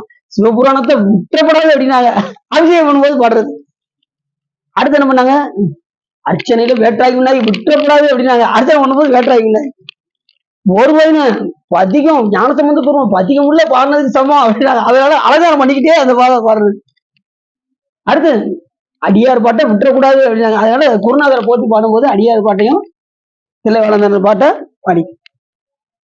அடுத்து கடைசி நம்ம திருவாசகத்துல ஒரு பதியம். எப்படி நாலூர் பாடின பாடல்ல பதியத்தெல்லாம் நம்ம என்ன செஞ்சிடணும், சிவபூஜையில பாடிடணும். நாலூர் பாடல் பாடாம நம்ம என்ன செய்யக்கூடாது, பூசையில இருந்து செஞ்சுக்கூடாது. அப்படி முக்கியமானது நாலூர். சரி முடிச்சிடும். இப்படி சாமி அவருடைய இயல்பெல்லாம் அவங்களுக்கு எடுத்து சொன்னதும் அவங்களாம் என்ன செஞ்சாங்க, உடனே தேவர்கள் எல்லாம் சிவபெருமானை வந்து சரணடைந்தார்கள். உடனே அம்பா என்ன சொன்னாங்கன்னா, நீங்கள் சென்று கச்சிதனில் எழுதி வெள்ளை விடையோன் துளி சீர் சரண்கள் சரண் என்று அடைந்து தொழுவின்கள் உம்ப குலகி. உடனே நீங்க என்ன செய்யுங்க, கட்சி மாநகரத்துக்கு சென்று பெருமானை நீங்கள் போய் வழிபாடு செய்யுங்கள், உங்கள் சிவபெருமான் என்ன செய்வாரு, அருள் செய்வார் என்று உமையம்மை சொன்னதும் அத்தனை பேர் நேர கட்சி மாநகரத்துக்கு வந்தாங்க. வந்து திருதரேச்சரம் என்கின்ற ஒரு சிவலிங்கத்தை வைத்து அதை ஆவாகனம் செய்து, ஆவாகனம் செய்யும்போது என்ன செய்வாங்கன்னா, அந்த சிவலிங்கத்தை எழுதி ஆவாகனம் ஸ்தாபனம் சன்னிதானம் சந்நிரோதனம் என்று அதை ஆவாகனம் செய்து அதை பிரதிஷ்டை செய்து அந்த பெருமானை என்ன செய்வாங்க, பூசித்து வழிபாடு செய்வார்கள் இமையோர்கள். அப்படி இந்த திருதரேச்சரத்து பெயரின் பெயரினால் சிவக்குறி இருத்தி கரிய கண்டனை அர்ச்சனை. உடனே அந்த சிவலிங்கத்தை நிறுவது பெருசு கிடையாது, அதை கடைசி வரைக்கும் பூசிக்கணும், அதுதான் ரொம்ப முக்கியம். சிவலிங்கத்தை கொண்டு வந்து நான் வீட்டுல சிவலிங்கம் நிறைய வச்சிருக்கீங்க, அப்படியா என்ன செஞ்சீங்க, ஒண்ணுமே செய்யலைங்க அப்படின்னா முடிஞ்சு, 0 தான். சிவலிங்கம் இருந்துச்சுன்னா கண்டிப்பா என்ன செய்யணும், ஒரு புஷ்பம் சாத்தணும், கண்டிப்பா ஒரு நெய்வேத்தியம் கொடுத்தே ஆகணும். சிவலிங்கம் இருந்துச்சுன்னா கண்டிப்பா என்ன கொடுக்கணும், நெய்வேத்தியம். ஒரு பழமாவது என்ன செய்யணும், கிறிஸ்மஸ் பழம் வச்சுக்கலாம், இல்ல ஒரு கல்கண்டு வச்சுக்கோங்க, ஏதாவது வீட்டுல வச்சுக்கிட்டு சாமிக்கு என்ன செய்யணும், அந்த சிவலிங்கத்துக்கு கண்டிப்பாக உணவு ஊட்டணும். ஏன்னா சாமி எப்பயுமே அதுல எப்படி இருப்பாரு, எப்பயுமே இருப்பார் சிவலிங்கத்துல, எப்பயுமே சாமி உறைந்தே இருப்பார். அதனால சிவலிங்கம் இருந்துச்சுன்னா கண்டிப்பா நெய்வேத்தியம் ஏதாவது ஊட்டி ஒரு திருமுறை பாடல் என்ன செய்யணும், பாடல். கண்டனை அர்ச்சனை கரிசர ஆற்றி பெரிது மாமிடல் பெற்றனர் வரங்களும் பெற்றார். அத்தனை பேரும் என்ன செஞ்சாங்க, வரங்களும் பெற்று இறுதியில் அறுவை பாகனுக்கு இனிதாம் திருக்கோயில் இருந்து அவர்கள் எல்லாரும் என்ன செஞ்சாங்க, வழிபாடு செய்து அந்த லிங்கத்திலே இருந்து பூஜித்து வலிமை அடைந்தார்கள். அந்த துரும்ப கூட அசைக்க முடியாத அந்த தேவர்கள் சிவபெருமானை பூஜித்ததுக்கு அப்புறம் வலிமை அடைந்தார்கள் அந்த தேவர்கள் எல்லாம் என்று சொல்லி இந்த கதை முடியுது. அப்படி கடைசி என்ன செஞ்சாரா சாமி, அத்தலம் இறைவனுக்கு மிக இனியதாக இருந்ததான் அந்த திருதரேச்சரம் என்கின்ற தலம். ஏன் இந்த இடத்துல அமரேச படலம்னு சொன்னாங்கன்னா, அந்த அமரர்கள் எல்லாம் வந்து இந்த சிவலிங்கத்தை நட்ட காரணத்தினால், நட்டி இது ஆவாகனம் செய்த காரணத்தினால் இந்த படலத்திற்கு அமரேச படலம் என்று ஆகியது. அமரர்கள்னா யாரு? தேவர்கள் என்று பெயர். நமக்கு என்ன செய்வாங்க? அமரர்கள்னா இங்க யாரு இறந்தவங்களுக்கு இன்னாரவர்கள் அவர்கள் சொல்லி என்ன செய்வாங்க? ஒரு போஸ்ட் அடிச்சு ஒட்டி இன்னாரவர்கள் இறைவனடி. இப்ப நான் நல்லா தெரியுங்க, அதுல போஸ்ட்ல இறைவனடி சேர்ந்தார் என்பதை வருத்தத்துடன் தெரிவித்துக் கொள்கிறோம் அப்படின்னு போடுவாங்க. அதுதான் ரொம்ப தாக்க முடியாம இருக்கும். இறைவனடி சேர்ந்தா நல்லது தானே, நாங்க வருத்தத்துடன் தெரிவித்துக் கொள்கிறோம் போட்டிருப்பாங்க. அதுதான் ரொம்ப வருத்தமா இருக்கும். அப்படி இல்லைன்னா அப்படி போட்டுக்க கூடாது. அது ரெண்டாவது, அப்படி போட்டிருக்கவங்க என்ன செய்வாங்க அப்படின்னா, இறைவனடி சேர்ந்தார்னு போட்டுருவாங்க ஒண்ணு, இல்லைன்னா சிவலோகம் சார்ந்தார்னு போடுவாங்க. இன்னாரவர்கள் சிவனடி சேர்ந்தார்கள் அப்படின்னு போடுவாங்க. யாராவது ஒருத்தவங்க இவர் இன்னார் அவர்கள் சொற்கலோகத்தில் போய் சுகமாக இருக்கிறான்னு போடுவாங்களா? வேற எந்த உலகத்தையாவது போடுவாங்களா? இறந்தவங்களுக்கு போட மாட்டாங்க. ஏன்னா அவங்களுக்கு தெரியும் கடைசி உலகம் சிவலோகம் தான். அங்க போனால் இன்னார் அவர்கள் சிவனடி சேர்ந்தார்கள் தான் போடுவாங்க, இல்லைன்னா இறைவனடி சேர்ந்தார்கள் தான் போடுவாங்க. யாருமே சொர்க்கலோகத்துக்கு போனாங்கன்னு போடவே மாட்டாங்க. ஆனா இந்த உலகத்துல நிறைய இருப்பாங்க, கடைசி எப்படியாவது நீ சொர்க்கத்துக்கு கொண்டு போயிருப்பா அப்படிங்காங்கல்ல. சொர்க்கத்துக்கு போனா எங்க வரணும்? மறுபடியும் இங்க வந்துதான் ஆகணும். சிவலோகம் போனா தான் இங்க பிறவி பெறாது. மத்த எந்த உலகத்துக்கும் பிரம்மலோகம் போனாலும் வரணும், விஷ்ணுலோகம் போனாலும் வரணும். அது என்ன? கொல்லேன் புறந்தரன் மால் அயன் வாழ்வு குடிகடினும் நல்லேன் எனது திருவருளாலே இருக்கப்பெறின் இறைவா உள்ளேன் பிறதையும் உண்மையல்லாது எங்கள் உத்தமனினார். யாரு? மாணிக்கவாச பெருமான் சொல்றாரு. கொல்லேன் திருமலை வந்து அவங்க உலகத்துக்கு கூப்பிடுவாங்க, எங்க உலகத்துக்கு வாங்க, அப்படி இருக்கும் அப்படி பாறான். திருமால் வந்து நம்ம கிட்ட வந்து சிவனடியாரே நீங்க வாங்க, எங்க லோகத்துக்கு வாங்க, நம்ம பதம் வந்து அப்படி இருக்கும் அப்படிம்பாரான். இவரு இந்திரன் வந்து அவரு சொற்குலோகம் அப்படி சுகமா இருக்கும்னு கூப்பிடுவாரான். கூப்பிட்டு நம்ம ஓடிடலாமா? வேண்டாம் அப்படின்ட்டாரு. கொல்லேன் புறந்தரன் மால் அயன் வாழ்வு குடிகடினும் நல்லேன் நல்லேன் இது நரகம் புகினும் அப்படிவாரு. நரகமே போனா கூட என்ன ஆயிருமா? அடியாரில் போனா அது இதா மாறிடும், சிவலோகமா மாறிடும். உள்ளேன் பிறதையும் உன்னையல்லாது எங்கள் உத்தமனி அப்படின்னாரு மாணிக்கவாசகர். அப்படிப்பட்ட ஒரு சிறப்புடையது அடியார்களுக்குரிய தனி சிறப்பு. அப்படி சொல்லி இந்த கதை முடியுது. நம்ம பார்த்தோம், என்ன பார்த்தோம்? அமரேச படம்.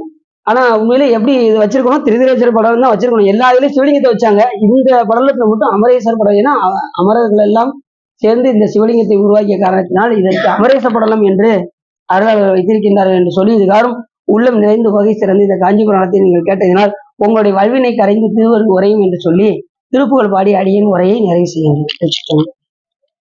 இயலிசையும் ருசித்த வஞ்சி கயர்வாகி இரவு பகல் மனது சிந்தி உழலாதே உயர் கருணை புரியும் இன்ப கடல் மூழ்கி உடையனதுள் அறியும் அன்பை தருவாயே மயல் தகர்க்க இடையறந்த தினை காவல் மனச குரமகளை வந்தி தனைவோனே கையிலை மலை அணைய சிந்தில் பதிவாழ்வே கரிமுகவன் இளைய கந்த பெருமாளே உனையனதுள் அறியும் அன்பை தருவாயே.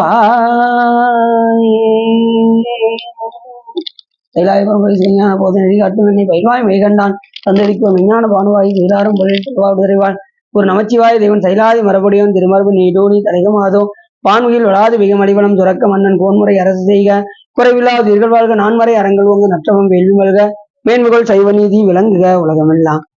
பார்வதி பதையே நாளுடையவனே போற்றி.